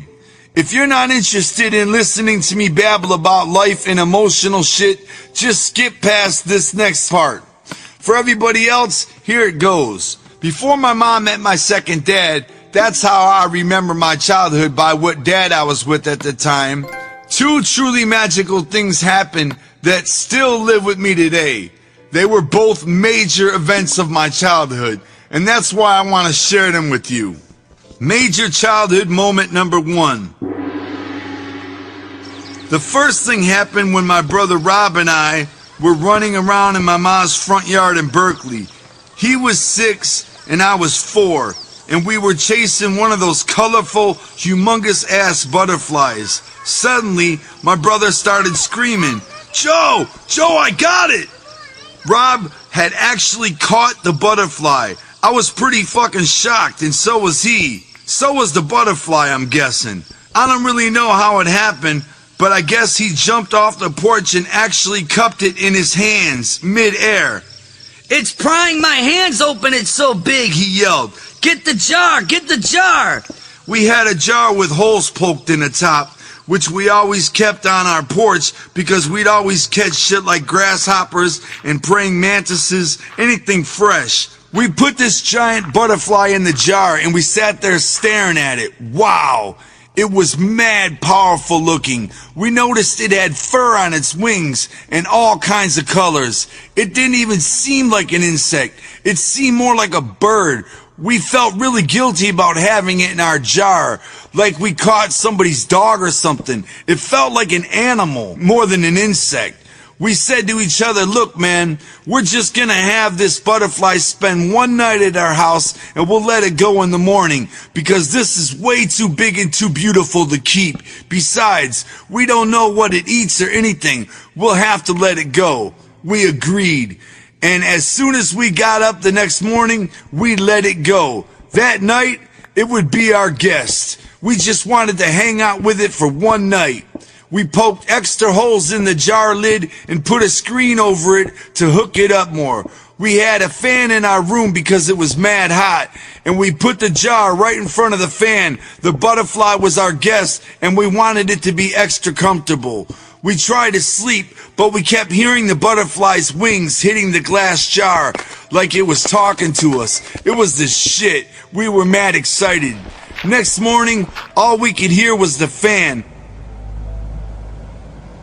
My brother and I looked at each other in horror. Then we looked up at the jar. The butterfly was dead. we were straight up crushed. Right there, brother, we started fucking bawling our eyes out. We felt like we just murdered somebody, actually. I guess we did. That sucked bad. So here's what we did. We dug a grave in the space between our house and the house next door. It was already a cemetery of sorts because this cat across the street was always killing birds and mice and shit, and we would find their bodies of the animals and bury them in that area. There was this place across the street that sold potato chips in a big metal can, so we got an empty one and made it into the butterfly's final resting place. We put a little couch in there made out of napkins and popsicle sticks and all kinds of other cool shit. With tears in our eyes, we placed the can in the grave and filled the dirt in on top of it. We felt so bad. We made a vow right then and there, a vow that we would continue to live by today. One day, we will make it to heaven so that we can make sure the butterfly made it and so that we can apologize to that butterfly face to face. If insects are not allowed in heaven, then we would ask to change that policy on the butterfly's behalf. Now, if you look on every single ICP album and EP, what does it say in the credits? It says dedicated to the butterfly.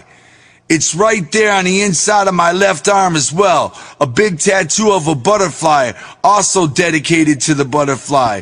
I dedicate every major accomplishment in my life to the butterfly. I do this to remind myself of that important vow we made as kids. We must both keep on track all the way through life. I'll tell you why. Because back then, that day, burying that butterfly, feeling the way we did, my brother and I were like two clean cloths, unpolluted yet by life, pure and true. When we made that vow, we were the real untouched Joe and Rob Bruce. It was from the heart.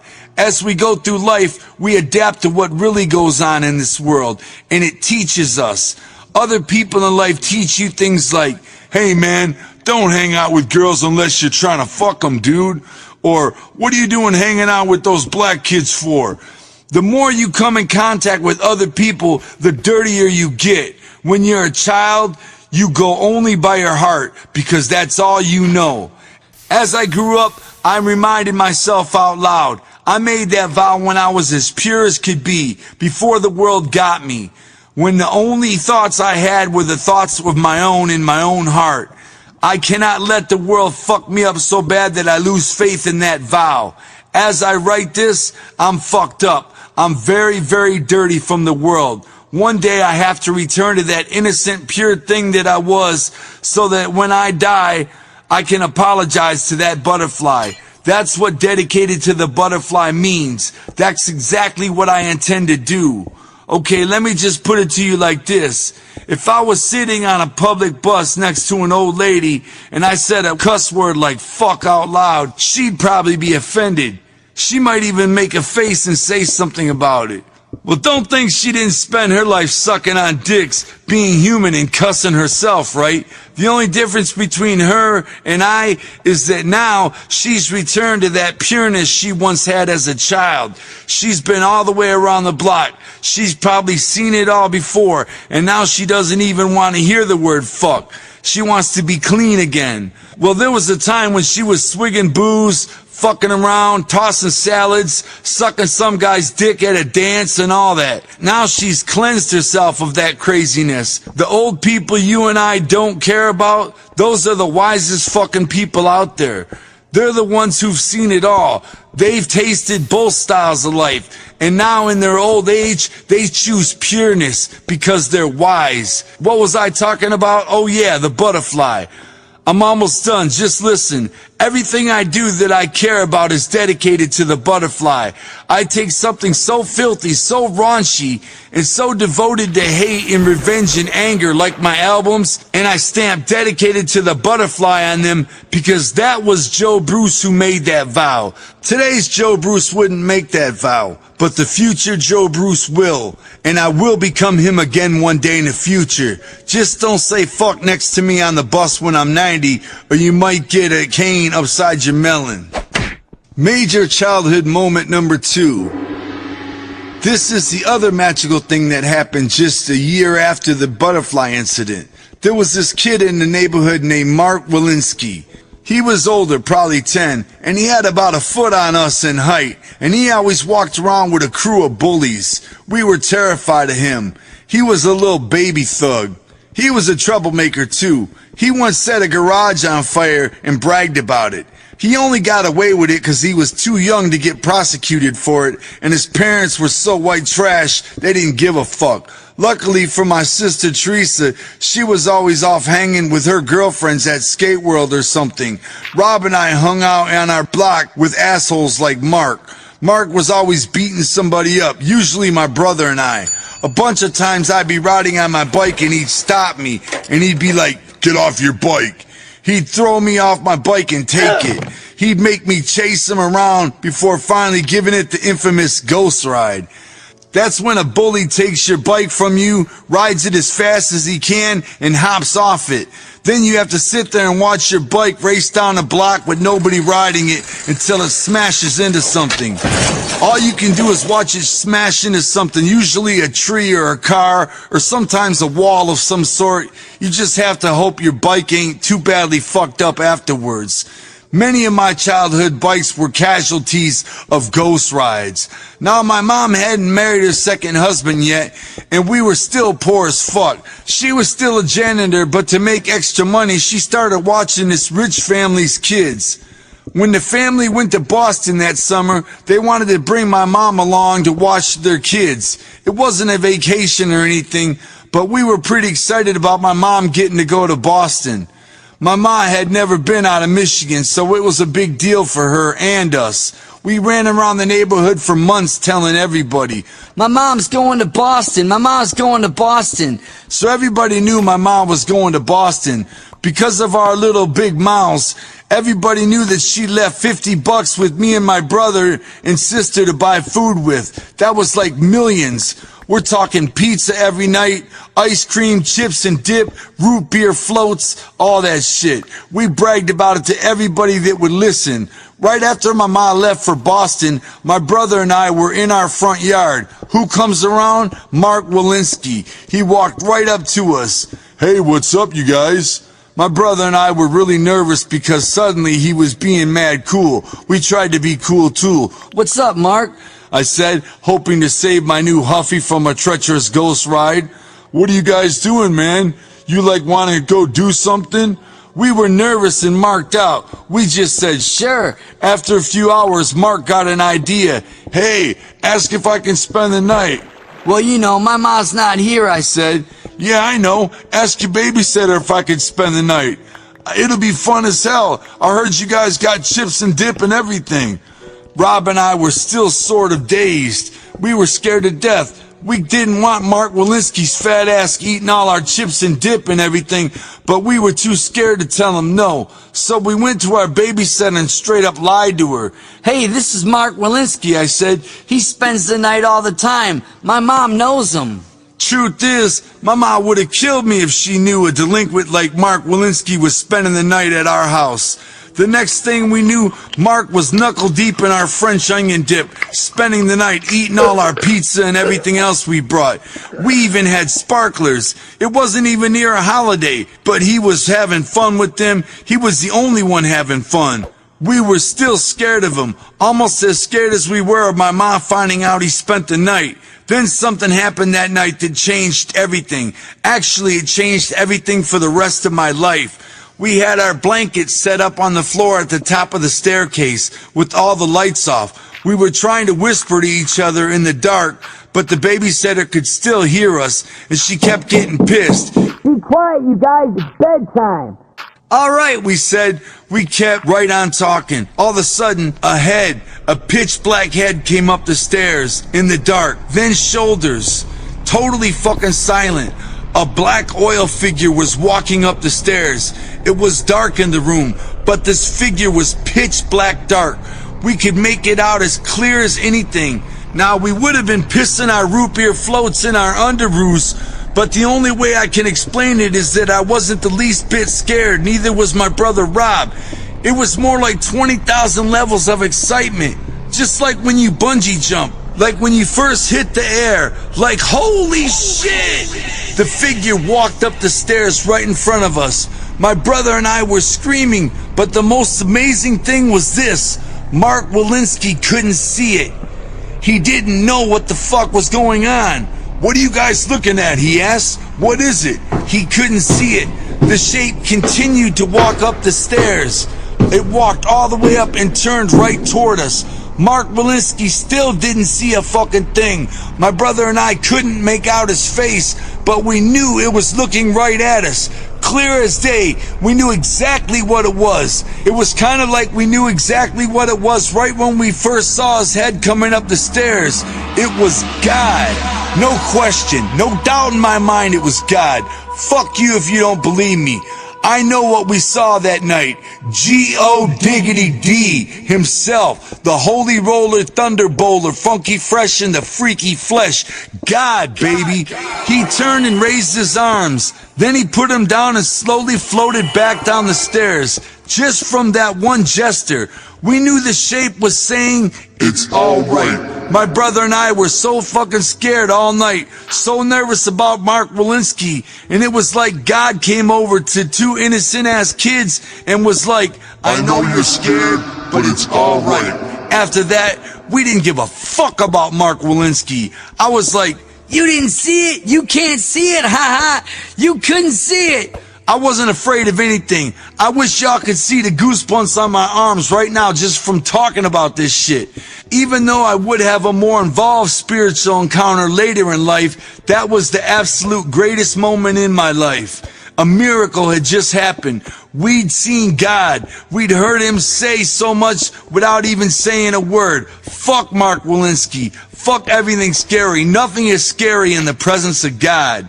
When my mom finally came back from Boston, we ran out and started hugging her. We wouldn't let her get out of the car. We were all crying and telling her what had happened, that we had Mark Walensky spend the night, but God came over and told us not to be scared. My mom saw us crying and she started crying too. Everybody was crying. The only person not crying was Mark Walensky, who quickly returned to his old self again. Within a few days, the same old neighborhood bully dickhead was back in effect. He caught me coming back from the party store a few weeks later and thanked me for the chips and dip with a good old ghost ride for my Huffy. It was all good. My mom knew we weren't lying. We told our grandpa too, and everybody else who would listen. We didn't need to hear anybody give us props for what we had seen. Seeing what we had seen was props enough. A lifetime worth of props as far as I'm concerned. My mom was always religious, and she did work at a church. I was 5 years old, and this kind of shit was already happening to me. First, our vow to the butterfly, then God coming over and telling Rob and I everything was going to be okay, and you wonder why I think the Dark Carnival is so real. Chapter 2, Life with Satan. Everybody's got a fucked up childhood. I'm convinced of that. Everybody has tons of heartbreaking stories about how bad they always had it growing up. Especially us rappers. I hate when people tell their fucked up, sad childhood stories to anybody who will listen, because most people tell them just to get attention. It's almost like they're trying to get props for it or something. Well, fuck that. I ain't trying to do nothing but be real. I'm telling my fucked up stories in this book only 'cause they happen to me, and they are a part of my history. They got me here today. I ain't trying to get any extra special props for what happened to me growing up, or trying to get any extra special attention. The only reason I'm mentioning this shit is 'cause it's what happened to me, and it's true. So here it goes. Life is like a long-ass road. Not all the places my road has taken me have been the shit. There have been many roadblocks and ambushes along the way so far. When I was probably 6 years old, my mom finally remarried. I never understood why, but our new stepfather would be a 50-year-old rich but ugly as hell bastard by the name of Lester Wohl. That's right, he was actually a member of the dreaded Wohl family. He tricked his way into our family. He played like he had nothing to do with the rest of those evil wolves. He totally, completely fronted his way into our lives. I remember it today, and I feel the anger raging through my body thinking about how fucking fake and phony he was as he tricked my mom and the rest of us into thinking he was nothing like the rest of his fucked up evil family. But he was worse than the rest of his family. He was the grandfather of the family. He was the fucking granddaddy wool master himself. He was none other than the father of the horrid bitch Mary Wool. On top of that, he was the grandfather of those two horny little rugrats, Chris and Ricky Wool. Lester met my mom during the second summer that Mary Wool was taking care of us. I must admit, at first, he seemed like the only Wool family who had a heart, and it was as if God gave all the love and compassion to Lester Wool and forgot to give any to the rest of that devilish Wool clique. He'd come around the backyard and ask his scary-ass daughter Mary shit like, "What do you got those kids in this muddy-ass backyard for? What's wrong with you, Mary?" Then he'd turn to us and be like, "Come on, you guys, get in my car." And he'd take us out to a fair or something. He was steady playing the role of super fresh. Once a week, he'd pick us up and take us somewhere fresh like Chuck E. Cheese or whatever. I remember he worked for Chrysler, and he seemed well paid. He was well paid. He had a big, rich-ass Chrysler car with power windows, so he must have been rich. My mom was at a really bad point in her life, and Lester played the savior by hooking us up with groceries and all kinds of shit, trying to make us think he was the superhero we needed. He had conned his way into our lives by acting like he knew how fucked up the rest of the wolves were. Anybody out there who's ever had a new stepdad trying to work his way into the family knows exactly what I'm talking about. Mr. fucking nice guy until he gets his way in. My mom was 30 and he was 50. My mom's main interest in him was his money because she needed it to help raise us kids. My mom's main interest was taking care of us kids, and she would do whatever she had to do that. With it, she could provide a decent life for her kids. She was willing to sacrifice her own happiness for us, but it would end up being the worst mistake of her life. Their marriage only lasted 2 wicked years, but it burned a lifetime of pain into my whole family. You see, little did we know it at the time, but Lester Wool was the devil himself. The first thing he did was move us all into a new, bigger house in Berkeley. Cool enough. I was young back then, so my memory is weak. But from what I'm told now and from what I can recall myself, this is what started happening once we got into that house. Lester Wool started growing his horns. First, he started sexually abusing my sister Teresa. I'm told it was bad. Thank God I don't have any specific details, but from what I know, he repeatedly molested her time and time again. This was the cause of my sister's many problems to come, all because of Lester Wool.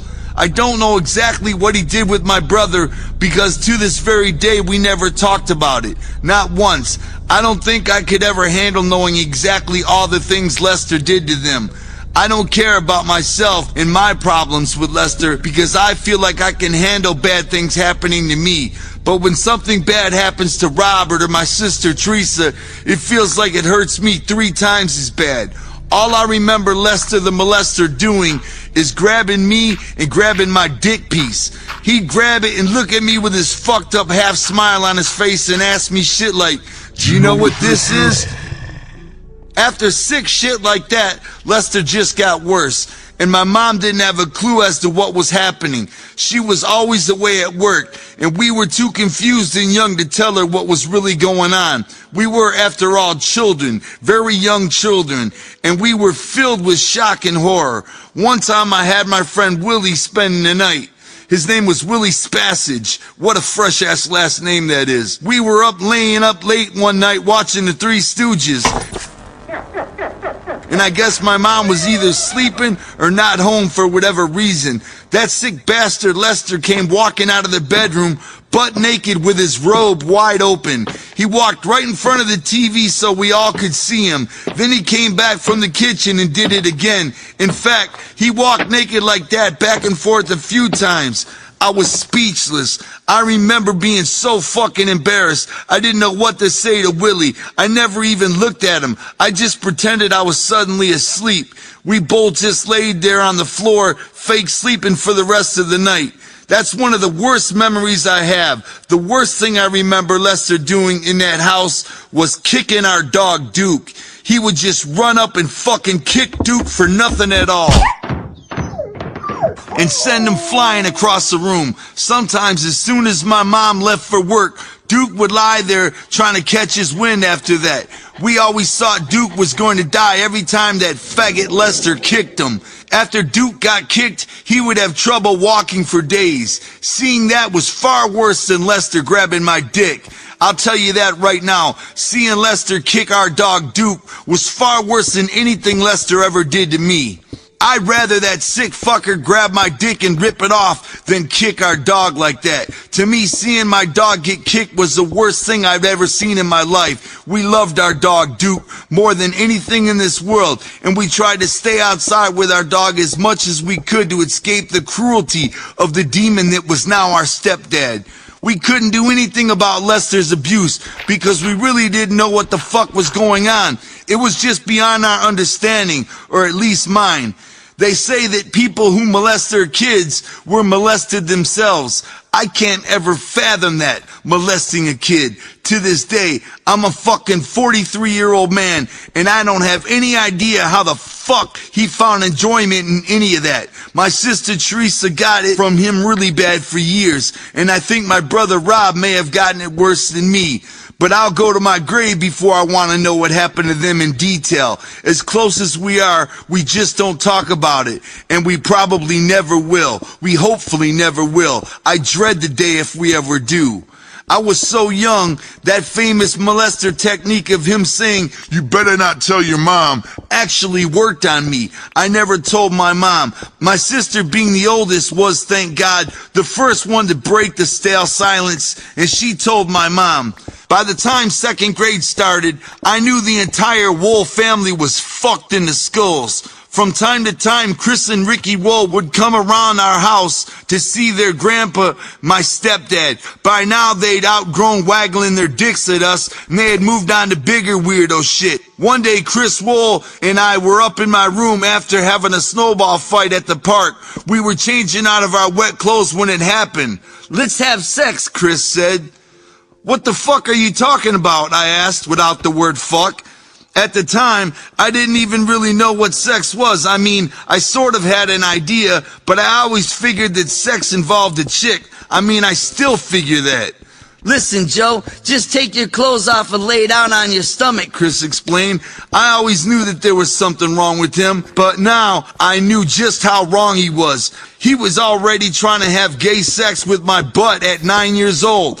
I have no problem with gay people, but having gay sex at 9 years old? Come on, man, please. Buttholes just aren't ready for that shit yet. Even at 7 years old myself, I already knew my butthole would never be ready for that shit, ever. "No," I said. "No, hell no. We don't gotta kiss or nothing like that," he pleaded. "Me and Ricky do this all the time. Just lay down on the bed and I'll do the rest." That was it. I freaked out. I got dressed and ran out of the room. I found my brother downstairs and I told him what Chris Wool had just said. Without a word, Rob walked right up to Chris Wool. "You have got to get out of here right now." Rob, being a lot taller, could have easily kicked his ass. And that was it. Chris and his younger brother, Ricky, left. Thankfully, as fate would have it, that was the last time we ever saw Chris or Ricky Wool again. I mean, we'd see them time to time, but we never spoke to them again. I wonder where they are now. They're probably all grown up and married right now, terrorizing some innocent family the same way their grandfather, Lester the Molester, terrorized ours. Now that I'm a grown-ass, old-ass man, things are much different. If I ever run into Lester Wool's tired frame again, I'll kill it. Don't get me wrong, I'll do my best to get away with it too. I ain't that stupid. A life sentence would suck right about now. But I will flat out kill his ancient old ass. Believe me, I'll simply sneak up to him, probably in his wheelchair, and take my 2 fingers and pinch his windpipe shut and stare him in the eyes as he slowly dies. I yelled that ever since I was old enough to know what murder was. My brother Rob screams the exact same thing. We ain't looking for Lester Wool. We ain't trying to track him down or anything, but if fate has it someday that we happen to cross paths with Lester Wool again, he's a dead-ass motherfucker. I'll simply follow him home and end his evil life. I'm hoping I'd see him somewhere walking up a staircase or something. Imagine how easily it would be. He's got to be older than Moses by now, so I'll just give him a little sweater tuggy tug and watch him roll down the steps backwards, crumbling and dying, until finally cracking his head open on the floor. It would look so accidental that nobody would ever suspect a thing. I know Lester Wool is headed to hell when he dies anyway. I just wouldn't mind if that process was sped up some. I know he's been on Satan's VIP guest list for years. He's probably got a luxury suite complete with acid bath water, a king-size bed of nails waiting on his ass, not to mention 24-hour room service, only hell's favorite dish to enjoy, fresh, hot, severed human ass with a fork stuck in it. Back to my story and how Lester's reign of terror finally ended in our household, at least. One late afternoon, I was at my friend Willie's house, the same Willie who watched the Naked Nut Three Stooges special with me, and Rob came bursting into the bedroom to get me. Joe's gotta come home right now, Rob explained to his mom. Willie and I dropped our Legos. What? Why? What's going on? I asked. Then Rob said the freshest words I've ever heard. Mom and Lester are getting a divorce. Rob and I ran all the 4 blocks home, happy as fuck. We jumped up and down the whole way. We could hear crashes and smashing coming from our house all the way down the block. When we burst into our front door, my mom was bawling her eyes out and throwing dishes at Lester, who was standing there looking like Uncle Fester. As all hell came crashing down around him, with shit smashing all on the walls behind him, he just slowly made his way into the bedroom to pack. My mom didn't stop there though. Even with him locked in the bedroom, she proceeded to break everything he ever bought for the house. The Richie-style lamps, the pictures, all that fancy faggot Chrysler money shit he added into our lives. Everything. It was crazy as hell. I remember that night like I remember right now.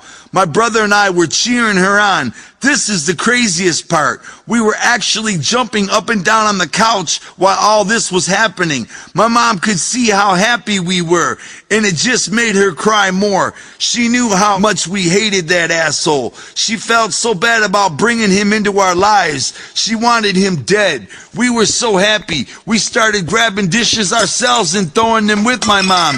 Even in her state of panic, she wasn't having that shit though. After 10 minutes or so, Lester the molester came out with his suitcase and limped out the door. He jumped into his big-ass, hoe-ass Chrysler and drove the fuck off. Who knows where he went? Who cares? For all I know, he drove his big-ass power window Richie car right the fuck back to hell where he came from. Ever since then, I've always hated Chryslers, and I still do. Fuck Chryslers. Here's how it all went down. I guess earlier that day, when my mom came home from work, she found a note written by my sister Teresa. The note told it all. Everything. My mom was finally hearing the truth about her evil husband for the very first time. The note told in detail of all the molesting, the physical abuse, the beatings on our dogs and us, and the sickness, all that had been going on for the last 2 years. The note also informed my mom that because of all of this, my sister had run away. According to the note, she was never coming back. I don't have any idea what went through my mom's mind during those 2 hours she was home before Lester got home from work, but I'm guessing it was the longest 2 hours of her life. My brother came home before Lester did. He said my mom looked like she was in shock, like the devil was standing there and had her in a chokehold. He said she was just blank-faced and breathless. I guess that the second Lester walked into the house that evening, the war began. That's when my brother came and got me. Lester knew he had been caught. He was busted. The cat was finally out of the bag. My mom finally knew that he was nothing but a faggot-ass, abusive dick sucker in need of a bullet in his forehead. When Lester Wool walked out that day, we would never see him again, just like the other Wools, Chris and Ricky and Mary. That was it. The real nightmare was finally over, but the dream nightmares would of course continue for some time. My mom put us all into family counseling to help us with the stress of the abuse that we endured, and it helped my brother and I to some degree, I guess. My sister, however, was affected the worst of all, and her memories are probably to blame for her mental problems as she got older. All my mom did during Teresa's teenage years was chase after her. My mom would find her somewhere and bring her back home. Weeks later, she would just run away again, over and over. Teresa eventually got heavy into all kinds of problems and all kinds of crazy shit. During the time after the divorce, my mom constantly asked my brother and I questions about what that asshole Lester had done to us. She was both angry with us and sad that we never told her about any of it. She knew that Lester's terror hadn't affected Rob and I as bad as it fucked up our sister. Teresa straight up went insane from it all. That took up most of my mom's time. She spent day after day, week after week, year after year dealing with my fucking sister's insanity. All this time, Rob and I grew closer and closer. We both sat and watched my mom cry and grow crazy from what my sister was putting her through. There were so many stories of my sister's struggle, but all of them are bad, and none of them are really worth mentioning here. With the old pig gone, once again we had to move because his income went with him, and we were back to being dirt-ass poor. My mom quickly found a cheap top-floor, dirty-ass, rusty roof duplex apartment in Berkeley. She had no other choice but to take it. The only problem was the crabby landlady didn't allow pets. My mom talked it over with us and ran an ad in the paper to give Duke away, but I still couldn't comprehend what was about to happen. Then one day, she sent me and my brother to the store for some shit, and when we came back, our dog Duke was being loaded into a van by a lady with a bunch of kids. Duke seen us coming and started to bark and cry as they put him inside. Rob and I ran as fast as we could, dropping our shit and everything. As the van drove away, Duke barked at us from the back window of the van, and then the van turned the corner and Duke was out of our lives forever, our best friend. It was the worst day of my life, and I was mad at my mom for a long time after that. Even to this day, I haven't fully forgiven her for that one. My brother Rob was hurt even worse than I was. I didn't write anything in this book about how fresh of a dog Duke was because I didn't think y'all would be interested, but he was by far the freshest dog I'd ever known, and we loved him so much as one can possibly love another. Later, the neighbors who lived underneath us got a little faggot-ass poodle dog, and since they were friends with the landlady, she made an explanation to the rules and let them keep the dog, even though we had to give Duke away.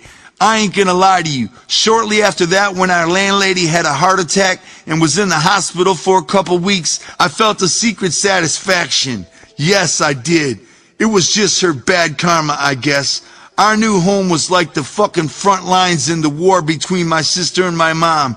As for Rob and I, as we got older, all we ever did was explore any forest we could find. My brother was getting more and more into role-playing games like Dungeons & Dragons, Car Wars, Boot Hill, Gamma World, Toon, and all them fantasy dice games. As for me, I was loving ninja movies and just getting into pro wrestling.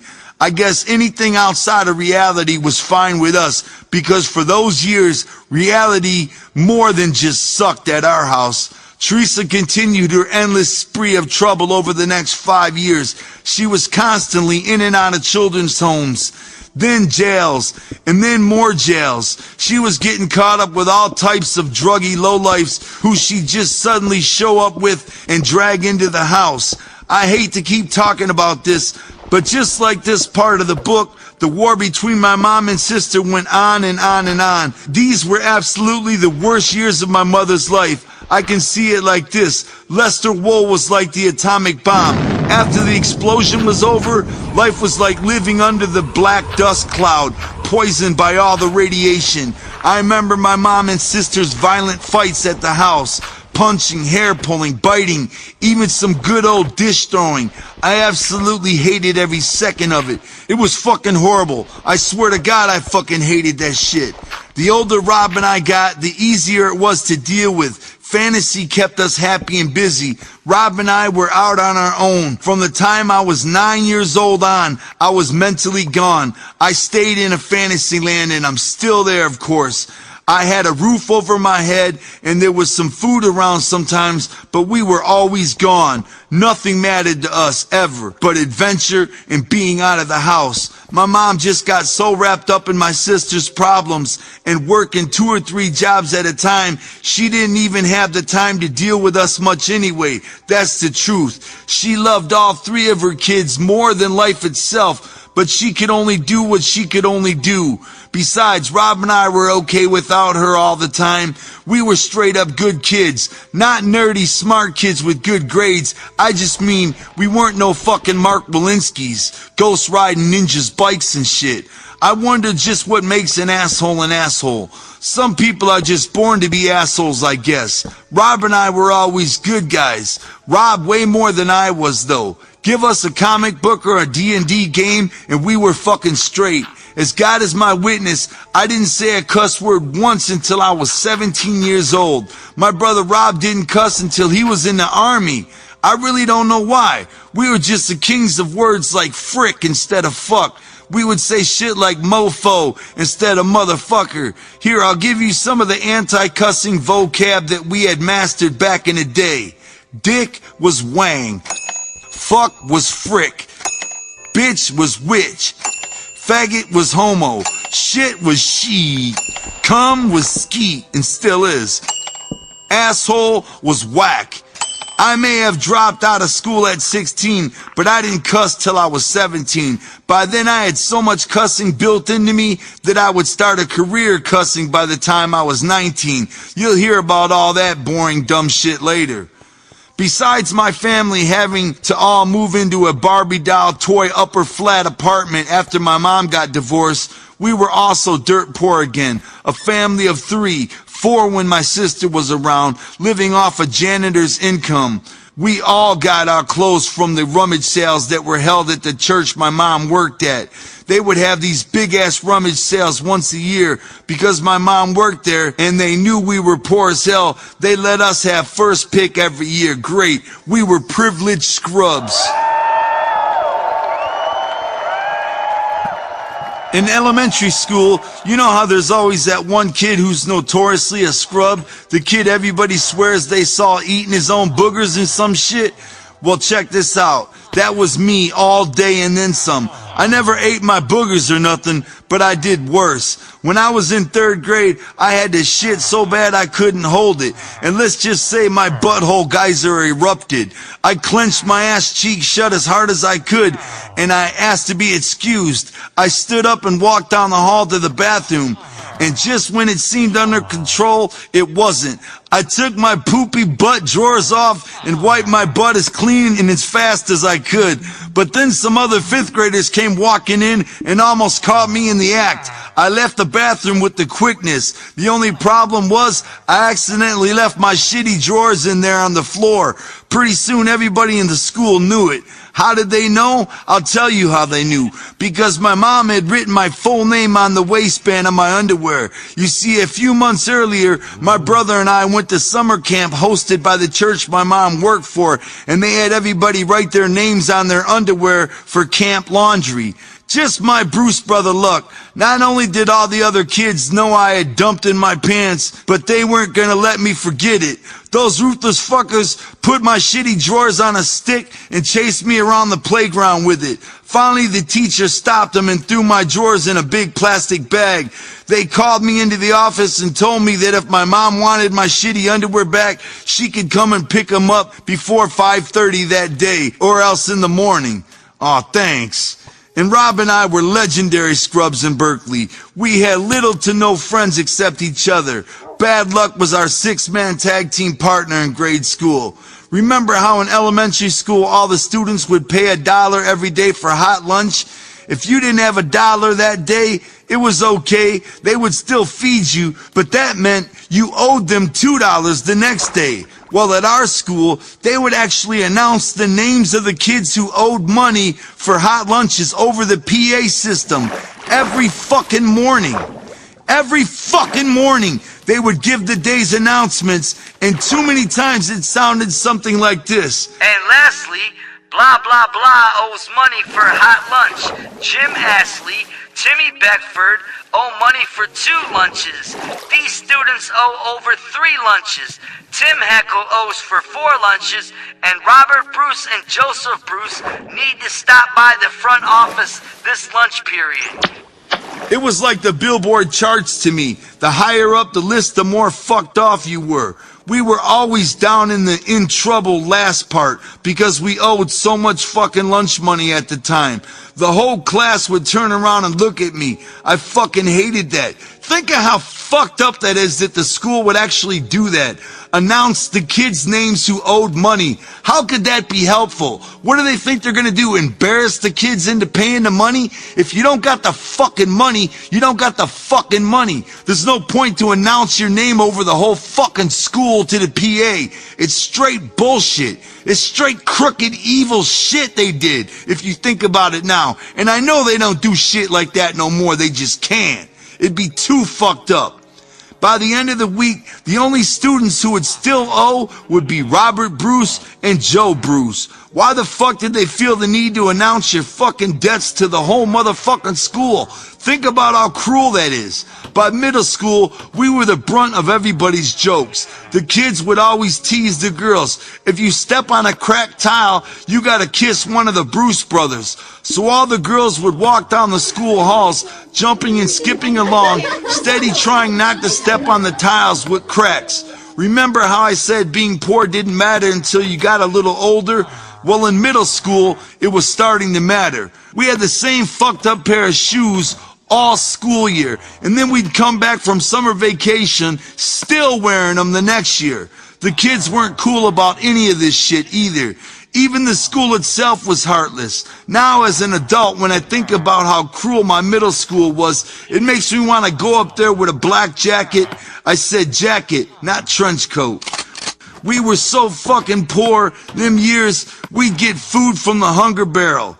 No lie, the church would set up hunger barrels in my school and tell the students to bring in canned foods to feed the poor. A week later, those very church people would bring the box of canned foods right to our house. Let me tell you something about canned fucking foods. People give. They only give whatever they ain't gonna eat themselves, which really ain't giving shit. That's what sucked about fucking hunger barrels. Anytime somebody donates canned foods, they always dig way in the back of the shelves and give the shit like canned yams or creamed rice. All that shit nobody's gonna fucking eat. All that shit in them boxes we did at the house wasn't worth shit. Every once in a great while there'd be a fresh can of ravioli or some SpaghettiOs, but that was once in every blue fucking moon. The second the box would come every Thursday, my brother and I would attack it looking for something good like ravioli or SpaghettiOs. Every box we'd get would just have 1 or 2 cans of attackable food. The rest would be peas and corn and shit.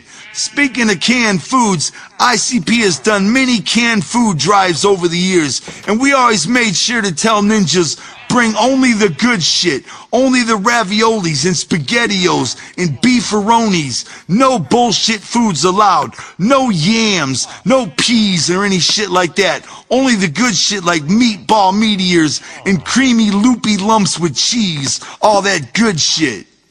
My mom had promised to never get married again, but she did start dating. One night she was going out with this guy who drove a big custom van. Before they left to go out one night, my mom sent him to the party store to get us some pop. He asked if I wanted to go. I went with him, which turned out to be a major mistake. Right when we pulled out of the driveway, he turned up the radio piercingly loud. I'm talking crazy fucking treble loud. I thought his windows were gonna shatter. I went into the store and bought my 2-liter of Faygo because it was the cheapest. On the way back, the guy could see I didn't like the music that fucking loud. So when I got out of the van, he said, "Hey kid, sorry about the tunes. Do me a favor and don't tell your mom about it, okay?" My mom got her keys and asked me how the trip to the store was. I had to be honest. "Did he have to play the music that loud, Mom?" I complained. I didn't think anything of it, neither did she. It was no fucking big deal at all until later that night. It was really hot in my bedroom, but I finally fell asleep. I must have been tossing and turning all fucking night because my pajamas were completely off me. I guess I was sleeping there butt naked with my pants lying around my feet. Suddenly, slap!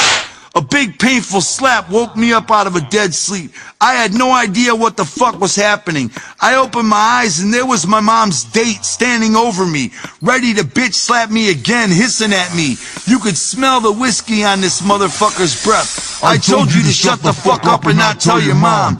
Being single with 3 kids and as overweight as my mom was, it was going to be hard for her to find Mr. Right. And this dude was Mr. Wrong and a can of Spam. He straight up slapped the shit out of me naked. All I remember was trying to pull my pants up, but he kept hitting me.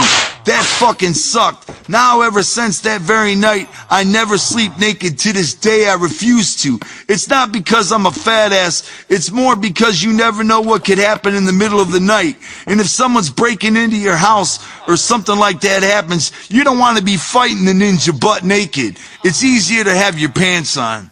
Chapter 3. The Floobs. We may have been the scrubby losers during middle school and then high school, but we turned it around and made it cool to be a scrub.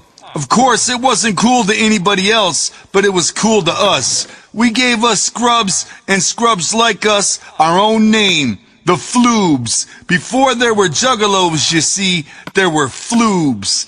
We wore the same old shoes and shitty clothes from rummage sales, but to us, we didn't have to be cool because we were Floobs. Everybody else had dope-ass bikes. You remember mongooses and super gooses? Well, we never had no shit like that. But if you had a beat-up Huffy with a banana seat and a steering wheel for handlebars, then you had a Floob-mobile. We turned our scrubbiness into something we could be proud of. Not everybody, though, was as proud of it as we were. There was a kid named Scott who used to play role-playing games with my brother. He didn't like to be seen with the flooby Bruce brothers at school. So one morning after spending the night at our house, he had my mom drop him off 2 blocks away from the school. He didn't want to be seen getting out of my mom's car, let alone with us Bruce brothers. Years later, after school was long over and he was in the army, he apologized for that. Us, we used to have our mom pull us right up to the fucking school doors in her blue rust bucket. Woo! We fucking loved it. We gave no fucks at all about none of that flavor. Everybody would say, "Ha, look at your mom's car." We'd be climbing out in our fresh-ass hand-me-down rummage sale track shoes and be like, "Damn right, man." Truth is that we had no choice but to wave our scrub flag everywhere we went because we were scrubs, and that's just the way things were for the Bruce brothers. One day, my mom and sister were fighting as usual. They started throwing each other down the stairs. The people under us called the landlady, and they held the phone up to the ceiling. Our landlady could hear the fighting and all the crazy-ass noise. The next day, we got a phone call informing us we were getting kicked out. Who gave a fuck? We hated that apartment, especially the mean married couple underneath us. The guy was a bodybuilder, and he always yelled at us for doing laundry when he was in the shower. I guess the water would go cold on him or whatever. He always banged on the ceiling with a broom when the TV was too loud. That fucking flat sucked to live in. Just to get to the basement laundry machine, we had to walk out the the front door, walk all the way down the driveway and into the backyard through the snow and all the way to the back door. We were just happy to have a laundry machine though. Right about the same time we were getting kicked out of our flat in Berkeley, my mom met another guy. She really liked him. His name was Ron. Ron fell in love with my mom right away. My mom is a warrior of a woman, and she has been to hell and back. I think you know that by now. I think Ron respected that. My mom loved Ron as well. You see, Ron has been to hell and back too. His life story is a whole nother book's worth of adventures. So they were in love and we were happy for our mom. Of course, at first, Ron gave us the whole deal of being extra cool and nice by bringing over chips and food and shit. But we always figured he was just wasting his time. We never figured our mom would actually marry again after that last asshole. Ron was way different though. He dated my mom for a long ass time without ever talking about marriage. My mom was in desperate need of help and Ron was there for her. Bills were stacking up higher and higher. Teresa was still on the loose and now we were getting booted out on our asses. Things were looking really bad, but Ron really sort of saved us. He helped us out in many ways. Before long, my mom was asking us if we would consent to her getting married again. I was about 11 by this time. I felt a little bit older now, and I figured I could defend myself if things went bad again, so I didn't mind. Plus, all I really ever wanted was my mom to be happy. My brother Rob seemed upset about it at first, but he too was more concerned about our mom being happy than anything else. My sister, of course, was out and about on the streets, and I think my mom just needed a person to help her get through it all, get through all that insanity. We needed to find a new place to live. My mom had just about ran out of options. We couldn't afford to stay in Berkeley anymore, so she and Ron found a house to rent in Oak Park, Michigan. A lot of people we knew suddenly took pity on us as if we were never to return. Here's how it works, sort of. The entire northern Detroit area is separated by mile roads. The higher the number of the mile road, the farther you are from Detroit. Mile roads 5 up to 8 mile are actually in Detroit city limits. From 8 mile to 10 mile, it's pretty much the bordering trashy suburbs. From 10 mile all the way out to something like 28 mile road are suburban safe and friendly, I guess.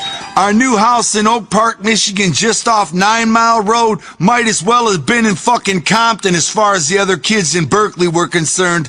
All they talked about was how dangerous and deadly it was south of 10 Mile. I have to be honest, y'all. My brother and I really truthfully didn't give a fuck where we lived. Oak Park, Berkeley, Moscow, fucking whatever. It was all the same to us. As soon as we moved in, my mom and Ron got married, and right away we got a new dog that we loved named Lady. As time went on, we learned that Ron was basically a decent ninja. He was a little bit stale in a few ways, but nothing too bad. He was a Vietnam vet, and Rob and I really looked up to him for that. He endured a lot of combat and saw a lot of it over there. That deserves big respect. The only real flaw was that at home, he would complain about dumb shit all the time. Shit that really didn't matter at all. Dumb shit like our dog Lady being up on the couch. He didn't like Lady on the furniture. Why the fuck not? Our furniture was poked with holes in it and tore up any fucking way. Ron also didn't like us feeding Lady table food. The whole time growing up with Ron, I must admit, I never once listened to him. After a while, Lady knew that when she heard Ron coming, it was time to get off the couch. The second Ron was gone, or he went in his room or whatever, she would jump right back up on the couch. It was just funny to us. By the time Ron came into our lives, to be honest, I think I was just finished with the whole having a dad thing anyway. I pretty much ignored all of his household laws. Nowadays, I respect and love him for staying with my mom and helping us out so much all them years. He was by far the best dad I ever had. We weren't leaving behind very much in Berkeley. We only had a few so-called friends. My only Berkeley homie was named Mike Olson. He wasn't much of a friend, but nobody was back then. Mike wouldn't talk to me in school very much, but during the weekends in summertime, he would come around and hang out. Nobody wanted to be seen hanging with the notorious Bruce Brothers in Berkeley, so I understood. Just a few days before we moved, Mike Olson was chilling at our house while we were packing up all our shit. He had the biggest bunch of Transformer toys that he had been collecting for years. My brother had this one fresh-ass Transformer that Mike didn't have yet. Every time Mike came over, he would jock the hell out of it. Suddenly, Rob shocked us all. "We're moving, so you might as well take it," he said. "What? No fucking way, are you serious?" Mike asked. Rob was cool like that. Mike loved that toy more than Rob did, so he just gave it up to him. Mike took it with the quickness. We knew it was the last time we'd ever see him. "My mom ain't gonna let me visit you guys in Oak Park," Mike said. "There's a lot of trouble around there." Caddying was how we started to learn just how different being poor and being rich was. I'd be out caddying for these golfers in the middle of a Tuesday afternoon and I'd ask them flat out, "Are you rich?" And they'd be like, "Oh, I'm not rich, I'm just average." We'd be sitting there at 12 years old thinking, wait a minute, how the fuck can he be average? If he's average, then what's he calling me, poor? This golfer don't have the right to be calling himself average. He should be claiming himself rich, that fucking bastard. He's out there golfing on a Tuesday afternoon at a private country club in Birmingham, pulling up in a Cadillac. He's fucking rich. Let me be the average guy. Homeless people are poor, motherfucker. Shit. Because if he's average, that's calling me poor. And I got a roof over my head. Rich people don't think before they talk. I use that as my motto through life right now. Now every time somebody asks me if I'm rich, I'm like, hell yeah, I'm mad fucking rich. I'm richer now than them golfers were, so I'm super rich. Yes, I, Joe Bruce, am rich. These golfers, God, they were assholes. This one guy, Mr. Santee, used to whip his clubs at us when he'd fuck up a shot. I swear I'm not making this up. He would actually whip his clubs at me as if I had anything to do with his shitty golfing. I always got Mr. Santee because none of the caddies would do it. Sometimes the golfers would have a cart and you would have to run behind it after they hit their ball. Those carts went up to 15 miles an hour. The whole while you were running your ass off, the golfers would be sitting there driving as they sipped on lemonade, talking about how shitty the caddies are these days. The caddy master would give all the good gigs to everybody but me and my brother, and yup, the black kids. Some days, we'd sit there on the bench all fucking day and not get a single loop. We'd play Galaga, the arcade game, because that was the only game they had in the caddy shack. That's why I own Galaga in my house today. I fucking still love it. I could make $80 a week though, which at the time was a fortune. All I did with that $80 was buy Atari games and a ninja suit. I'd get home and ninja around the neighborhood all night on my imaginary secret ninja missions. Anything to get me out of reality. My brother was the same way. The reality was, we were still geeks. We were fucked with at school and fucked within the caddy shack. Look at us now as ICP. We're still scrubs. No Grammys, no Hollywood parties, no celebrity appearances, none of that. ICP just doesn't count. Even after selling 8 million fucking albums, we just don't count. It's in our blood for eternity. We're gonna be the fucking underdog no matter what happens in our lives. People always used to say, you'll never make it cause you wear that stupid clown makeup. Now they say, the only reason you made it this far is because you wear that stupid clown makeup. You think people hate us now? God, they hated us up in that caddy shack. Why? Not because we were poor, but because we were loud, because we said what was on our minds. Oh, and we'd go on our ninja adventures and then show up for work and tell everybody about them. Even if they didn't want to hear it, those who did listen didn't believe us. Nobody believed us. We climbed up to the top of a billboard last night. Shut up. We did. It was the shit, you know? Shut up. I kinda got used to being treated like shit, and pretty soon in true Floob style, I had being treated like shit working for me instead of against me.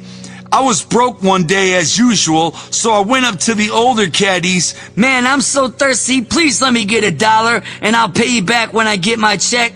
They all knew I could breakdance because I was always telling them how I could dance like Michael Jackson. Then one of them said, "You want some money for free? Let me see you do the worm." The other caddies all got the golfers to circle around me while I did the worm. I was on a black wet carpet, so my white clothes got all dirty and shitty. I got the money though, and I was straight with that. Fuck my clothes. One caddy especially was an extra dick. He'd push us around and pimp my brother and me all day, smack our hats off, push us in the back, bullshit like that. He was always surrounded by a crew of his Richie fuck friends. One night, just like every night, we were sitting up in the caddy shack. Suddenly, here comes that bully coming back from a late loop. Everybody else had gone home, so it was just my brother, him, and me. We were gaining courage now in life, cause when you get hit enough times, you tend to start hitting back. This would be the last day he'd ever fuck with us. We got up and grabbed him and took him in the back of that caddy shack. Nobody else was around. "We should kick your butt right now," my brother said, and bam, he suddenly hit him low in the stomach. I came across and started punching him in the face, and then we started kicking him when he was on the ground. All our frustration was released by giving him a well-deserved beatdown. The kid was hurt bad and scared shitless, cowering on the floor in a ball, trying to protect his head. "Say you're a punk," my brother screamed in his ear until he finally said it. I jumped in. "Now that you ain't got your boys here, you ain't shit. And if you ever try to fuck with us again, we'll shatter your skull with a putter, motherfucker." Of course, I'm telling the story with cuss words, but believe it or not, we still weren't cussing yet. We were about 12 and 14 years old with 8-year-old mouths. That was the first heroic move my brother and I ever made together, and our whole outlook started to change that day. Instead of taking abuse as a floob, I vowed I'd start blowing people's grills out. We were in Oak Park, and nobody knew we were losers there. Not like back in Berkeley. "We got a chance to get out of this," I told Rob. "Let's not be afraid anymore." My sister, meanwhile, had a baby and moved to a city called Taylor in an area of Detroit known as Downriver. The baby was named Angela. That was finally the turning point for my sister, thank God. At least she was slowing down. She lived in the Pine Ridge apartments, and they were the absolute worst section of Taylor. It was a total crack haven. The dealers would flick lighters when you drove up, meaning they had some product for sale. My sister lived way in the back of the complex. So when we'd visit, it didn't matter that the streetlights were shot out. Everybody would just flip their lighters as my mom drove through. I can't front. That shit was scary as hell. To make a very long story about my sister short, giving birth to her first daughter, Angela, was the beginning of the end of that 5-year wave of hell she put us through. Today, she's got 4 kids, Angie, Sarah, Daniel, and Amanda, and she lives in a nice town north of Detroit called Clarkston. She finally got it together now. She's sort of taken the place as my mom as the leader of the family. We have all the holiday festivities at her house, and she has a wonderful husband named Randy, and she totally has her shit together. I'm so happy to see her come out of all that on such a good side and in such a good way. What hell she went through. It's such a shame she had to go through that, but she turned out just right, and that's awesome. Our way of escaping life had always been and still was through non-reality. There was a big undeveloped plot of land on Greenfield Road between 11 and 12 Mile Road, about 3 miles from our house, that was filled with picker bushes and tall trees. My brother named it Picker Forest. Nowadays, it's just a freeway and what little is left of the forest. Back then, though, I swear to God, it was like a whole nother world to us, and it was all ours. Sometimes I think God gave us that place. Without it, we would have never had the anchor to hold us in place. Picker Forest was our home away from home, Floob headquarters.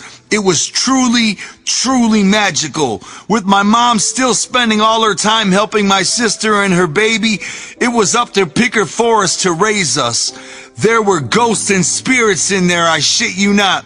One time we were walking through Picker Forest and we found this little yellow house. I had a golf ball in my pocket that I found earlier. I threw it through the basement window.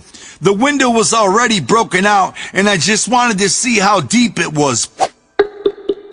Plop, we heard the ball go in, and all of a sudden, it came back up to the window and stayed there, right in the middle of the window, right in midair, floating in the darkness. It was like somebody was in all black down there, had caught it and was holding it back up to us. We were so scared we ran like motherfuckers. We never ever found that yellow house again. It was so weird. We looked for it so many times. We brought people with us trying to find it, and no matter what, how hard we searched, we could never find that little house again. It was like it was only there for the day. Another time we brought a kid with us who'd never been there before. About a half hour into our trek though, he started freaking out. Holy shit, I've been here in another life. I've been here in another life, he kept saying. Then he turned around and started heading to a part of the forest we'd never been to. Follow me, he shouted. I'm gonna take you to a yellow fire hydrant and you can unscrew the top of it. We didn't know what the hell he was talking about. The fact was nobody had ever been there before, but he was having some kind of past life experience. So he led us all the way across the forest to this dirt road that was a dead end on both sides. It didn't make any sense. It was just a strip of road surrounded by trees. Right there was this yellow fire hydrant, just like he said. And you know how you can't normally unscrew them? We grabbed the top and started turning it, and it came off just like that. Just like he said it would. Unfucking believable. We also found bum camps deep in the forest and a radio tower that was ringed up by a fence that we always feared was electric. One time we saw a wizard on the roof of a house and he just disappeared into a puff of smoke. We saw all kinds of crazy shit like that in Picker Forest. It was a place of magic. We made beware signs out of wood boards using my brother's wood burning set that he got for Christmas, and we nailed them to trees all on the outskirts of the forest to warn people of the possible dangers. Picker Forest became our escape from being geeks in the real world because nobody judged us there. Nothing showed me what a geek I was more than when I fell in love with this girl, Michelle Harmon, in the 7th grade. I met her one day on the playground when I was trying to break the ice on the bottom of the slide. She came up and started helping me break the ice. I had game, I felt like. I had a revelation. Why was she helping me break the ice? She must have had feelings for me, I thought. She was absolutely beautiful. I may have failed the 2nd grade, but by now I was smart enough to know this girl had to like me if she came over to help me break the ice off the slide, so I thought. Fuck, man. I was so into her, I'd put on my snowmobile suit, head to toe, and walk back and forth in front of her house. I made a whole city out of milk cartons with little windows cut out of paper and everything and named it after her, Harmon City. Finally, I got my sister's cassette deck and recorded an hour tape of me pouring my heart out to Michelle about how I felt. I gave it to her in school the next day. That was on a Friday. The weekend that followed was the longest weekend of my life. Man, y'all truly, really gotta believe me. I was truly in love with this girl for a long time, and this love was deep. I know I was only in 7th grade, but man, I had authentic, real feelings for this girl. The following Monday, she handed me back a different cassette. I couldn't wait to get home and listen to it. I put it in and pushed play, just geeked as hell. Right away I could hear my tape going in the background. Hello, Michelle, this is Joe Bruce. And right after that, the unmistakable sound of girls laughing. Not just laughing, but laughing at me. They were giggling and quoting all the things I was saying, busting on me like I was the joke of their little slumber party. Then it happened. Michelle said, Hey, Joe Bruce, this is what I think of you. She cut a fucking fart. Now, I don't know what the fuck y'all are thinking, but I have never heard a bitch fart in my life, ever. It was like an unwritten law that they don't fart in front of guys. So for her to fart at me like that, that really showed me how much she gave a fuck about me. She didn't give two shits about me to actually fart at me. That shit destroyed me. I was traumatized. That weekend, my brother and I filled our canteens and headed out to the only place of peace, Picker Forest. Just the two of us. It started pouring rain, and pretty soon there was a river with all this mud, and there was a big vine, and we swung on that vine right into the mud river. It took me right out of that Michelle tape slump. All I thought of was all the kids in our neighborhood. They could be at the skating rink, the arcade, or wherever, but we were here. We were in our spot, deep in the middle of Picker Forest. This was our muddy, dark forest full of ghosts, the only place we felt at home. My brother and I walked home wet and muddy, and I realized right then when I tried to talk to that beautiful girl, when I fucked with the real world, I got burned. However, Picker Forest rewarded me. It told me things were going to be okay. The spirits of Picker Forest had our backs. No matter where we were from then, Picker Forest always had our backs. I realize now that this was the beginning of the Dark Carnival. I saw too many miracles happen out there in Picker Forest not to believe that there wasn't a different kind of power at work in this world.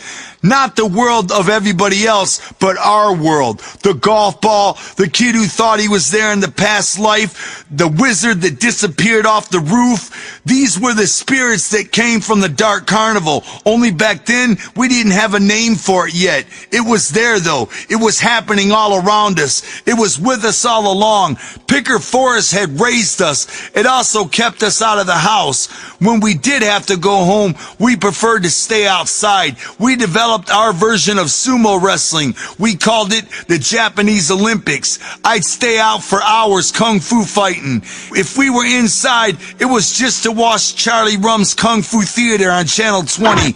Even then, each and every commercial break, we'd jump outside and start kung fu battling right quick. Anything not to have to stay in the house for that long.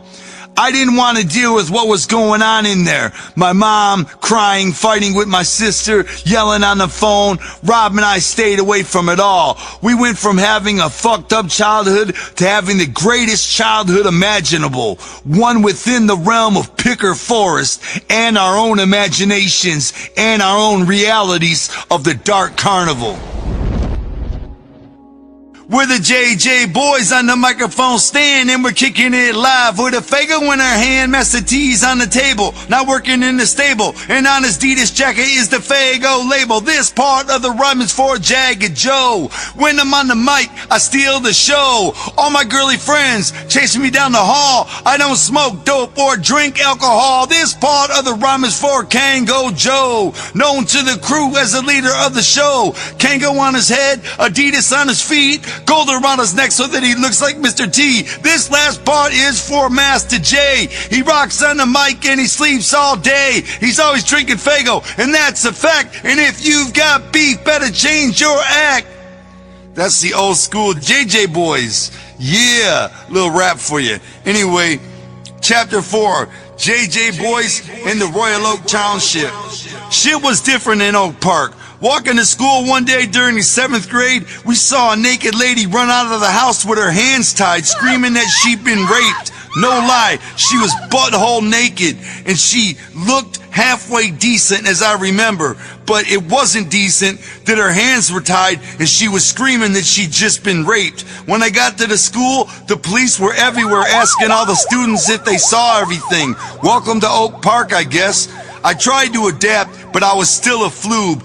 Best junior high was made up of about 60% black kids, 20% Middle Eastern kids, and 20% white kids. There were a lot of tough black kids who picked on me. The black kids basically ran the school. They were the ones you don't fuck with. I was trying to be a little less flooby by wearing these patent leather basketball shoes that my brother had bought me. This one kid would just fuck with me, calling me Captain Patty because of my patent leather. and just generally giving me shit. I figured it wasn't that bad because this dickhead had picked on everybody. He was a big-ass kid for being a 7th or 8th grader. He looked like a fucking grown-ass man with a beard and everything. I don't know what the fuck the deal was. He'd always come up behind me in the hallway and knock my books out of my hands, then kick them down the hallway and laugh about it with his boys every day. My rage was building until I decided I was gonna do something about it. One day, I was walking down the hall and saw him coming behind me. I thought, shit, here he comes again. That's when I saw the principal, Dr. Sophia, was coming the other way. So I figured the dickhead wouldn't try anything and would be relaxed. Then, as soon as Dr. Sophia walked past us, bam! I spun around and punched him as hard as I could, right in the chest. He folded up on the floor in pain, dropping his book in his hand. The girl he was walking with got this surprised look on her face as I kicked his book down the hall. That was the shit. That was my moment of revenge, baby. That's when I socked the air out of his chest. He folded up like a fucking paper bag. Then I turned back around and continued walking, surprised that I had the courage to do what I just did. I looked back and saw ninjas just stepping over him as they walked. We both tried to avoid each other after that for the rest of the school year, which was just fine with me. I never forgot that. I still haven't forgot it. I tried to mimic that a lot in my life, that element of surprise, when you pull something off but you do it in broad daylight. Kind of like when a venue tells us only to throw 50 bottles of Faygo and we wind up emptying the fucking truck on that gig. Surprise, bitch. Getting picked on sucked enough, but on top of that, I didn't know anybody in the whole school. I thought I recognized this one kid from my school back in Berkeley, so I walked up to him. "Did you go to school in Berkeley last year?" I asked. "Yeah. What's your name?" "John Usler." "What's up?" "I'm Joe Bruce. You know anybody at this school?" he asked. "No, I don't know nobody." We both didn't know anybody in Oak Park. Right then, I started hanging out with John and his little brother Joey, who was 2 years younger than us, and who, of course, would eventually become the one and only Shaggy 2 Dope. Joey and John lived in Ferndale, but they used their dad's address in Oak Park so they could go to Oak Park schools. Long before we started rapping, we formed our first backyard and living room wrestling federation, the TTW, Tag Team Wrestling. This was in like 1986, so all you biters and haters who think ICP are on backyard wrestling's dick, just know that we were doing this shit back when those jackass marks were crying because Wham broke up. We decided we'd build a wrestling ring in John and Joey's mom's house in the backyard. We built it out of 4 big-ass railroad logs that we got from the nearby train tracks and carried them all the way back to John and Joey's house in Ferndale. We pounded them into the ground with sledgehammers. It took weeks, no lie. It rained a lot, so the ground softened up, but still, it was hard as hell. It was an undertaking for junior high kids to pound those big-ass thick railroad stakes into the dirt. Pounding, pounding, pounding, over and over and over. Our arms were feeble, our backs were weak, but we kept pounding, pounding, until all 4 of those fuckers were stuck deep in the ground, solid. Oh, but we weren't done yet. Then we wrapped garden hose around the logs for ropes. You could climb the ropes and everything. We were mad proud of what we had built. John and Joey and their old school friend Jamie and I now had this bomb-ass TTW ring set up. I'd walk the 3 miles to it every day like, yo, I get to wrestle in a wrestling ring. We said, no black kids allowed. Not because we were racist or anything like that. We were far too young to even be racist or even know what a racist was. We only said that because they were too tough. In school, they were always the ones kicking everybody's ass and stronger than anybody else. Now, we weren't being racist. We just didn't want to get killed. The bottom line was, we thought the black kids were just too ruthless for our young, stupid asses.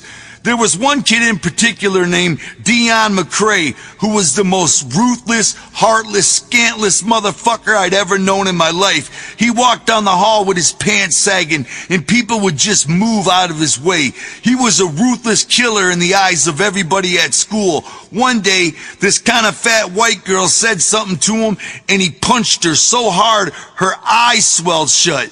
Dion bragged about it like, "I'll punch that bitch again." A shop teacher overheard him and got so mad that he actually attacked Dion himself and got fired for it.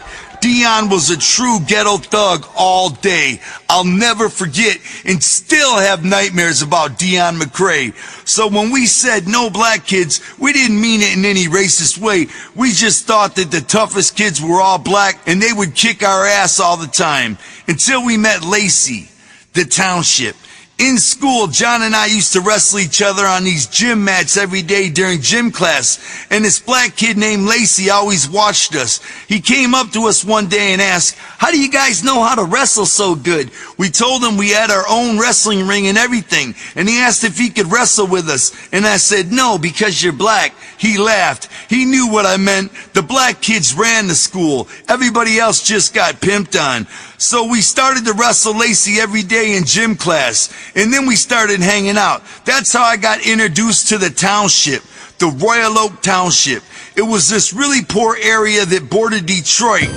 The township is just like Detroit's version of Compton. Hanging out with Lacey in the township was my first experience with a bad neighborhood. I met this one crazy kid named Snoopy, who was a little bit older than us and crazy as hell. He amazed me. He once shot himself in the arm with a rifle accidentally and poured rock salt in it while we watched. It was crazy. He actually poured the rock salt right in the bullet room. I couldn't fucking believe it. The township was full of characters like Snoopy. Lacey, Snoopy, and I, we all grew tight as fuck. The township even had its own language. Neddin, for instance, was a township term for pussy. So now you finally know what the fuck I'm talking about in the first sentence of this book.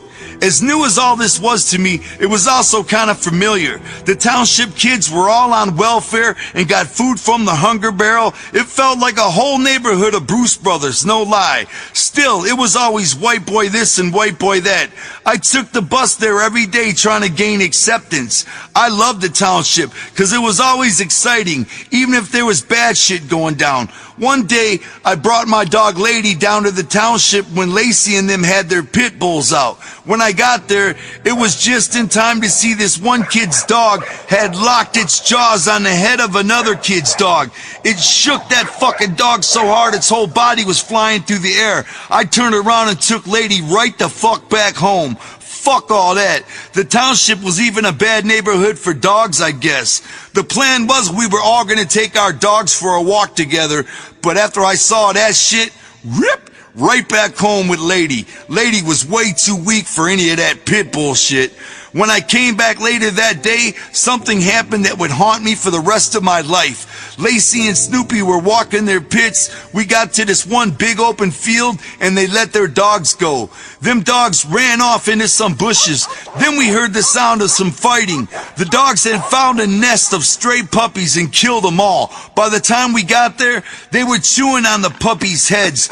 It was the worst crunching sound I'd ever heard. I started crying inside, but Lacey kept punching me. "Get it together, bro," he said. Every once in a while nowadays, I'll hear my dog chewing on a bone or something, and it'll remind me of that same sound, that horrible sound of them dogs' jaws scraping on them puppies' heads. I fucking hated Lacey and Snoopy's dogs after that. They always kept them in their backyards, and I used to feel sorry for them, but after that I didn't care about them. Leave them tied up in the backyard. Them fucking dogs deserved it. That sound was horrifying. I'll never forget that crunching noise. I can hear it in my head right now, and it's giving me chills of staleness through my entire gumpy body. Eventually, we talked Lacey's mom into letting us build a ring in their backyard too. Now we'd have 2 rings we could wrestle in back and forth from like we were on tour every night. This time, however, we didn't have the same patience to pound them logs in all day, so Lacey's ring turned out kinda shitty. One day while we were building it, I suddenly felt a ruthless ass sharp pain in my leg. This kid had thrown a brick all the way over the top of Lacey's house and into the backyard where it nailed me right in the fucking leg. It tore a big ass chunk out of my calf. Shit like that happened to me all the time in the township. See, in a township you never knew exactly what to expect, but you could always expect trouble. Like one morning Lacey wasn't around, so I went over to Snoopy's house across the street. He greeted me with, "Don't move." He was on his roof with a rifle. Despite what he said, I knew I'd better move. I jumped behind this abandoned blue van that was always in their driveway. Snoopy started yelling, "I'm gonna shoot you, I swear to God. Come out here. I'm gonna shoot you in the leg." "Why, dog? What the fuck did I do?" I yelled from behind the van. "'Cause I'm crazy," he said. I knew he was too. I'd seen him shoot himself in the arm and then pour the rock salt in the hole, remember? Shit, he was crazy. There was no question he was gonna shoot me in the leg or the arm or something just to do it. I knew I'd never turn him in for it. I was way too hard on his nuts. I looked at the van and saw there was a pile of carpet, all wet and moldy. I opened the back doors, picked up that pile of shit, as soggy and heavy as it was, and put it over me and ran. Pap, pap! Snoopy fired shots at me twice. I felt the bullets go into the pile of shit I was carrying like little tugs. It didn't hit me though. I didn't stop to find out how close they came. I just ran all the way home smelling like that moldy ass carpet shit. That was the township though. Some days I was having mad fun, other days I'm getting shot at and somebody else is having the fun. Still, I took that shit from them. I didn't have any anger. Just like how I was molested as a kid, but it never rained on my brain yet. Taking shit was just a part of my life. I'd always been that way. I never knew any different. The truth is, I was hanging out in the township because them kids were crazy, because their families were as broke as mine. My brother stayed in touch with his crew back in Berkeley, and he was always playing Dungeons and Dragons and shit with them. He spent a lot of time with them role-playing ninjas. I could never understand the role-playing manuals, so I just hung out in the township or wrestled with John, Joey, and Lacey. As much as I thought I was down with the township, I soon realized I was still a bitch to them. One day, I went over to this kid Arnell's house. When I walked in the door, I was greeted with, "All right, hold up." He stuck a gun in my mouth. In fact, there were 3 kids pointing their guns at me, pushing me against the door. "Can you get a car?" one of them asked. Great. They wanted me to help them do a drive-by shooting. My mom would always let my brother drive her car, this big yellow bucket. I called up Rob to see if he could get it. "Bring over Mom's car. We're gonna do a drive-by shooting." I didn't know why, but my brother was down. I don't know what the fuck we were thinking. I think we were both hungry to prove ourselves as thugs or something. I really don't know what the fuck was going on in our minds. Anyway, he came over in my mom's car and we rolled through the township. Our tactic was to drive by this kid's house 4 or 5 times real slow. On the 6th pass, Arnell said, "Okay, stop." And he and Snoopy and the other kid got out. Pap, pap, pap. They just started shooting this house up.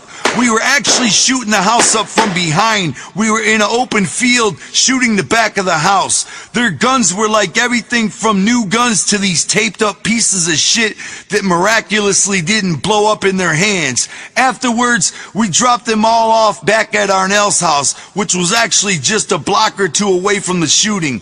We drove back to our house feeling all cool, but we were so fucking stupid. If we'd have been caught, I'd still be in jail today probably. Thinking about that, nobody died, nobody was home as it turned out. But looking back, I realized they just used these stupid dumbass wannabe gangster kids for their car.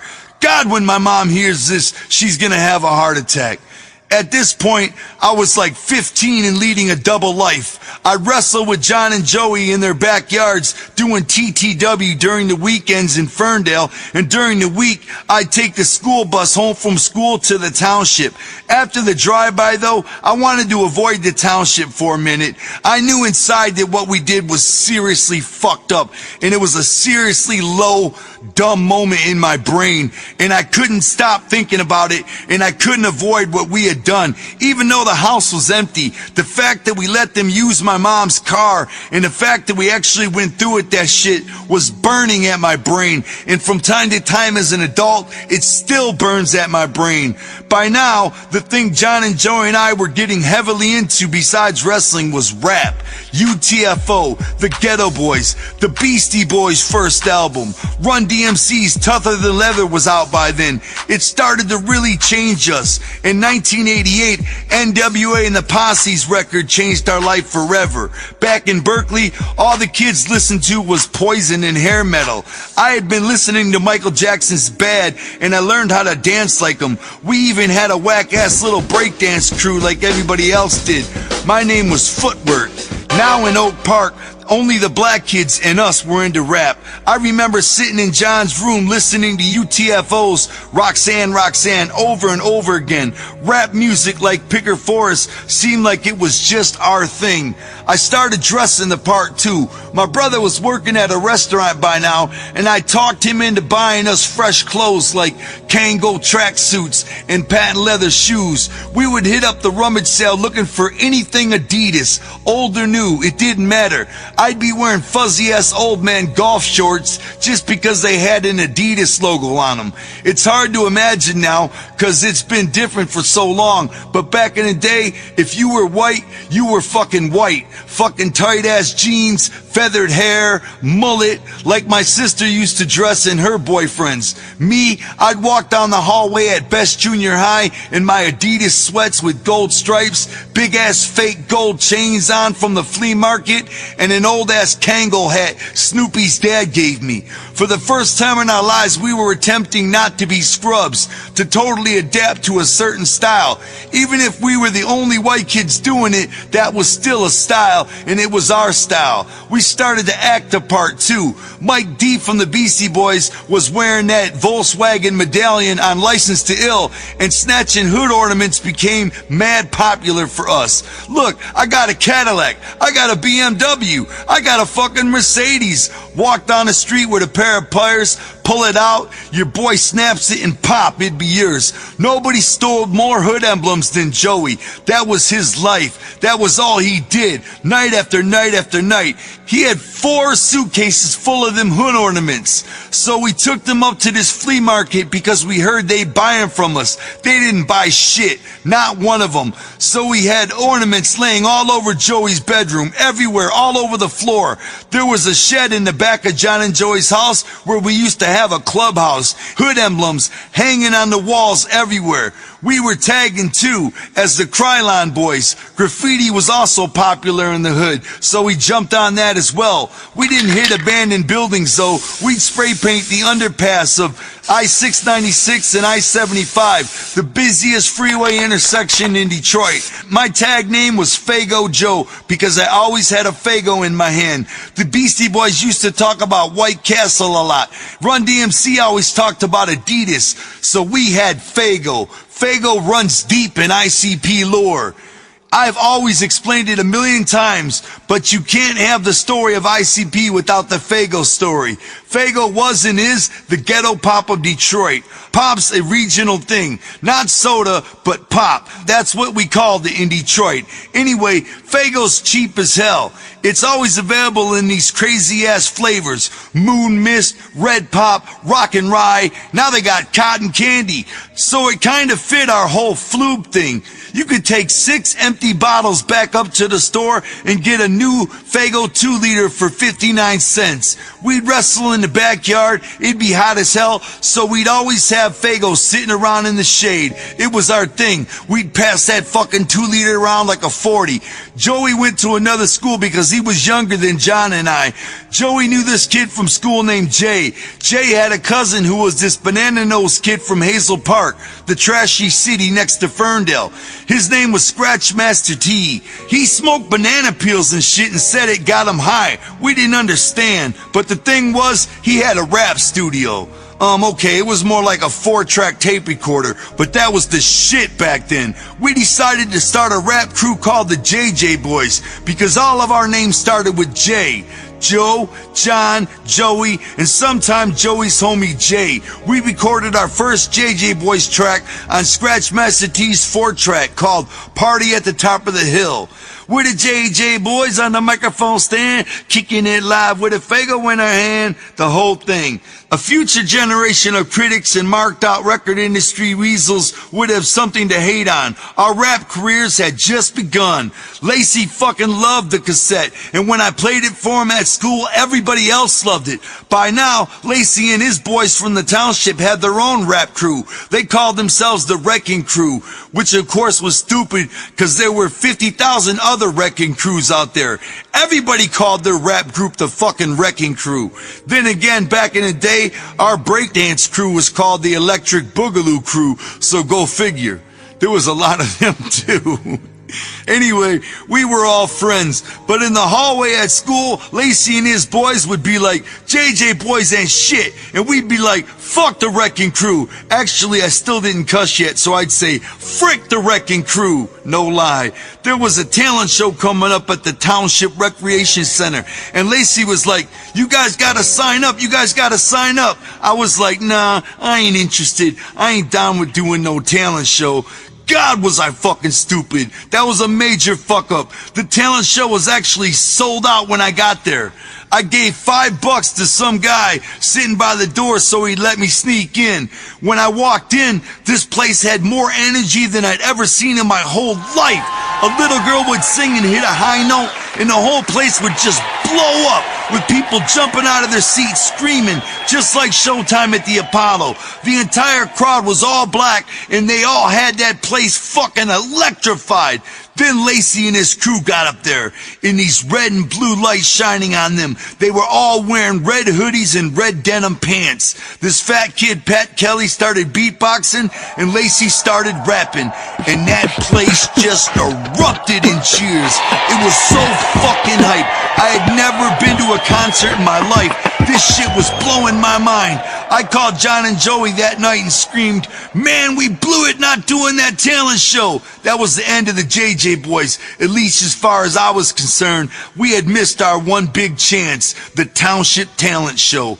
We were more into wrestling anyway. We changed the name of our wrestling crew from TTW to NAW, National All-Star Wrestling. Although everybody thought it meant Neighborhood All-Star Wrestling, the big difference was that we were letting Lacey and other black kids from the township wrestle now. We were a little bit older and a little bit smarter and less stupid.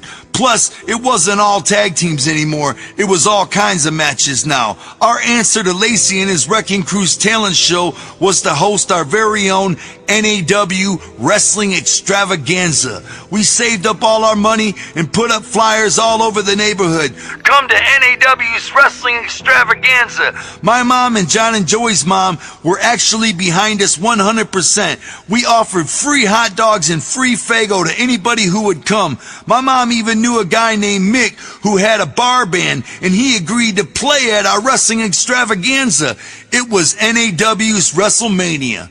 So the night of the show, we had 50 people in Joey's mom's backyard, eating hot dogs, drinking Fago, and watching us 8th graders wrestle in this big-ass ring with real posts and everything.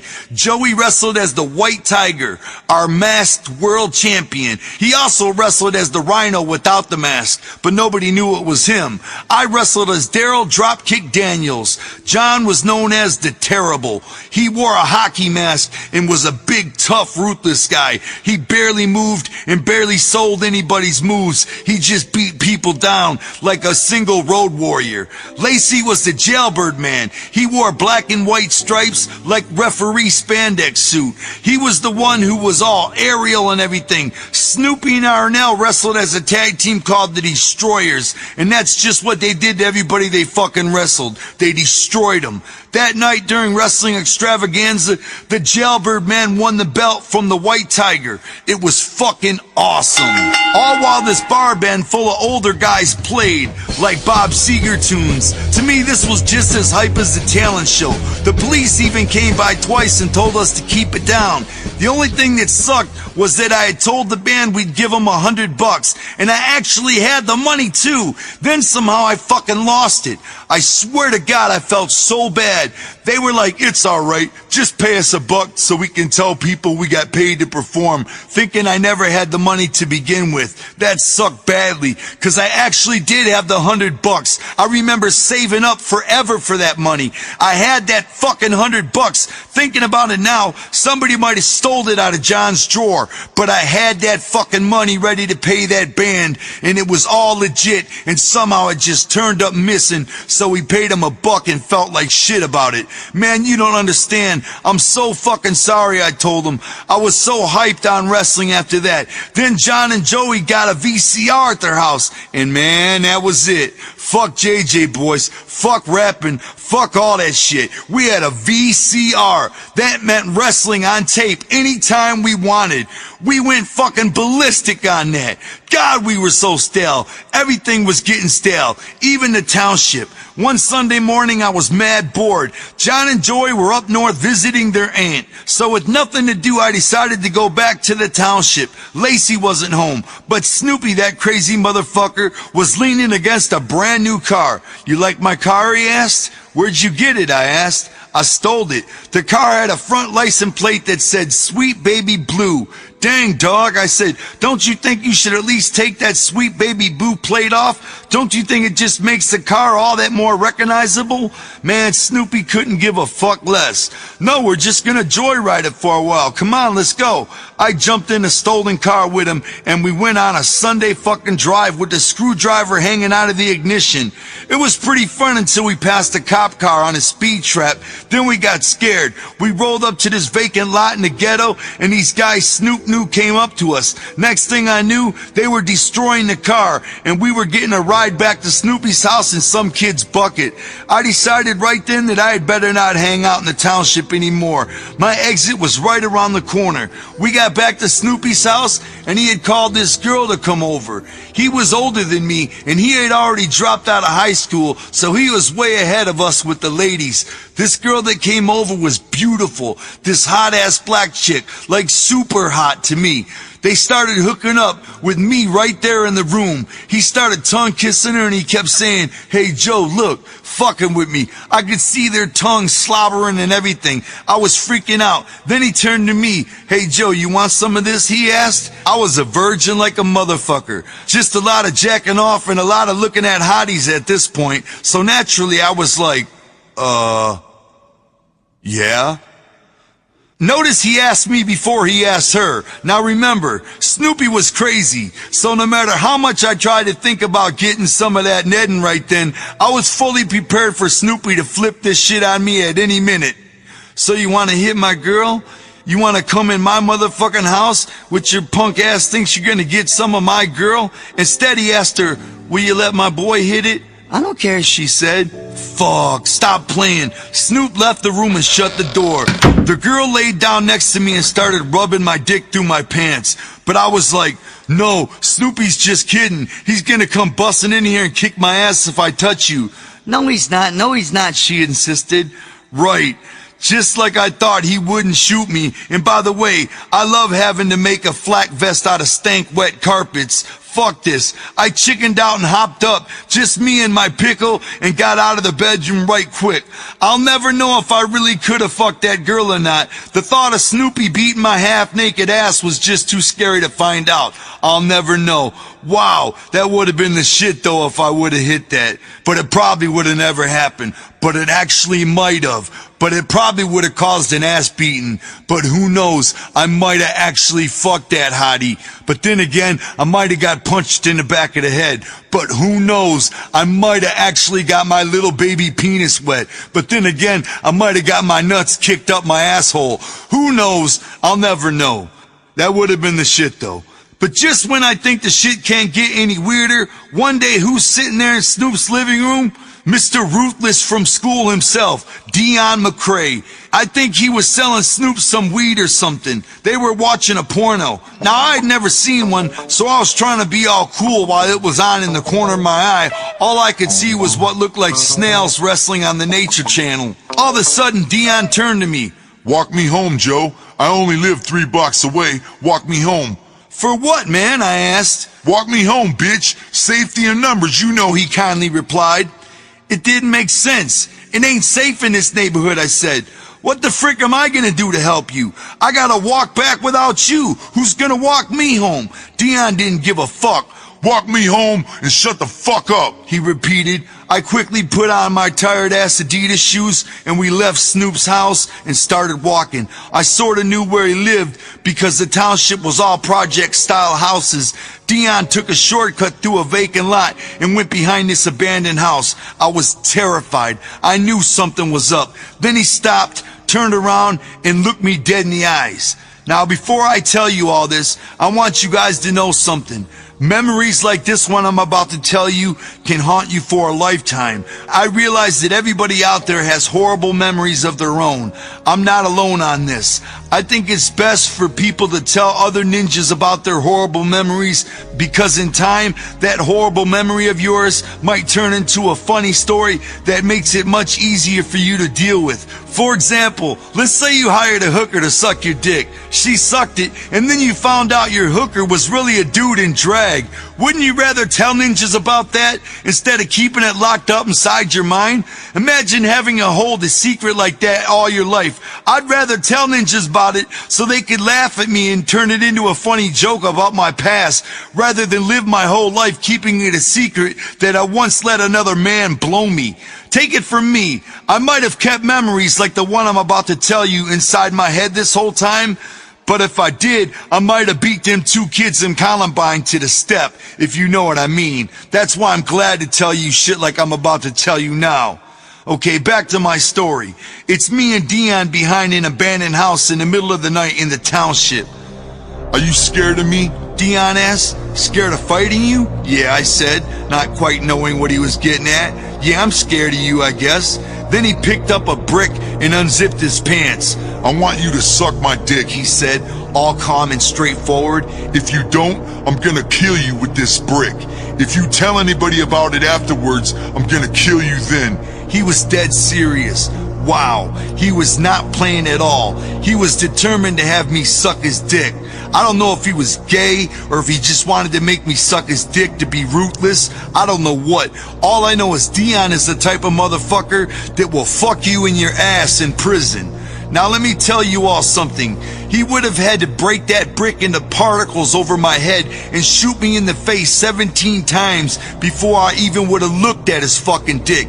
So it's just me and supposedly gay-ass Dion McCrae with a fucking brick and his hard dick in his hand.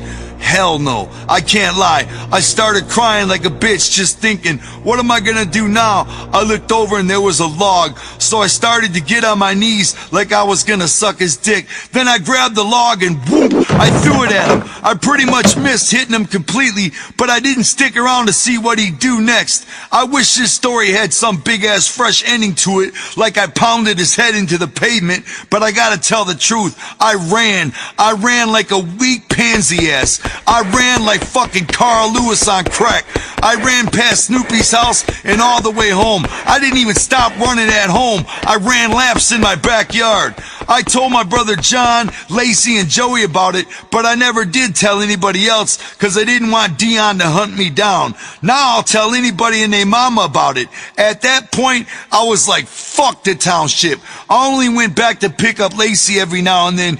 Dion was in a boys' home or jail by now anyway, most likely getting his dick sucked all he wants. The ring we built in Lacey's backyard eventually got all tore up. There were no ropes on it or anything, but some of the kids in the neighborhood still used it for street boxing matches from time to time. One time we were back there watching some ninjas box each other, and there with all his boys was the motherfucker who threw that brick at my leg when we were building the ring that first day. He started fucking with me again. This time I could see it coming though. He wanted to box me. He went around the ring, putting his gloves on, announcing to everybody, I'm boxing Joe, I'm boxing the white boy. John and Joey were there, so I felt like I had some extra karma I needed, all the help I could get. I put the boxing gloves on and got in there with him. I thought I was about to get my ass beat. At first, I wouldn't throw any punches. Bam, bam, I did my best to block the 2 right crosses. Bam, he landed a left hook to the side of my head.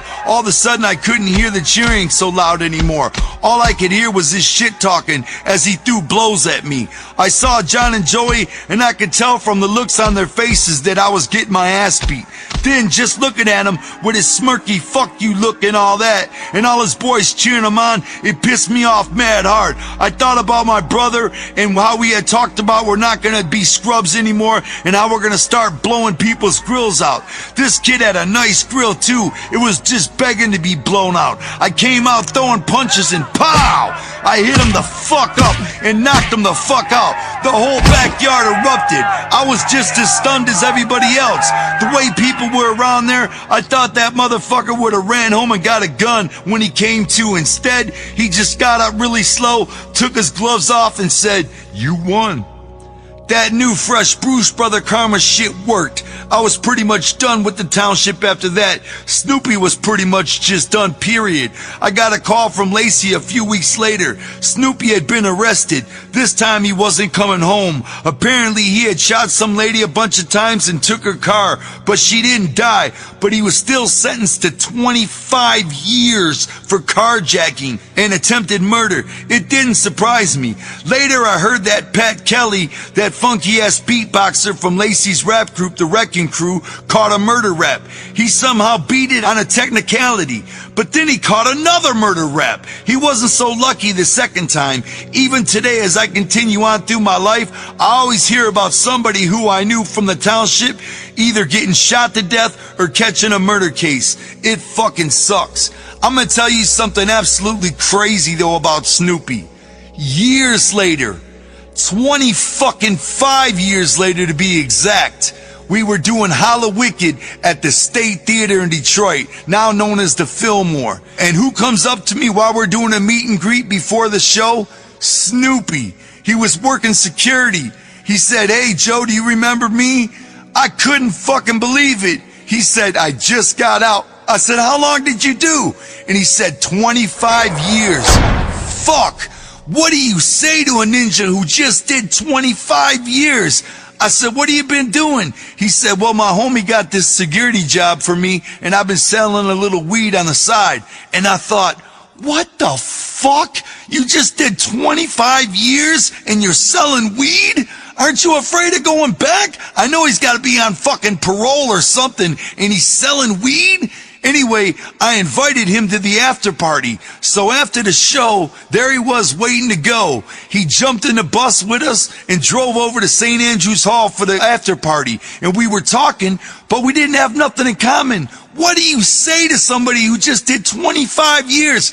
I had so much to tell him, so much I had done, traveled the world, fucking made platinum albums, created fans and juggalos and friends, and I had no idea what to say to this guy. He only had one story.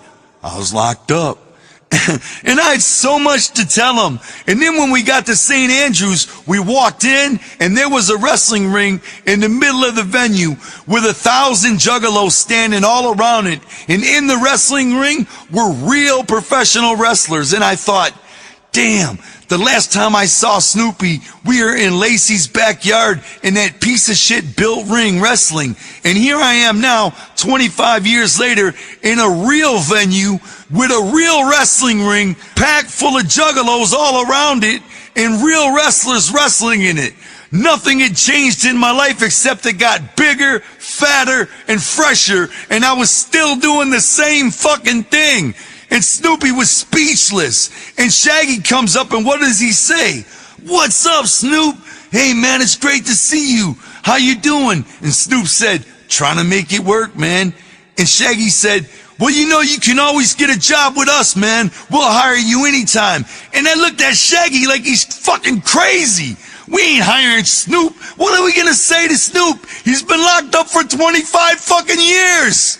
Anyway, that's something that happened that's not in the book. I just wanted to tell you about it. We ended up bumping into Snoop later, and I gave him my number, and every time he called, I never picked it up, and he called for like 5 weeks, but I never picked it up because I honestly don't have anything to say to Snoop. I know it would be all bad, and maybe I should have gave him a job like Shaggy said, but I'll take the pass option on that.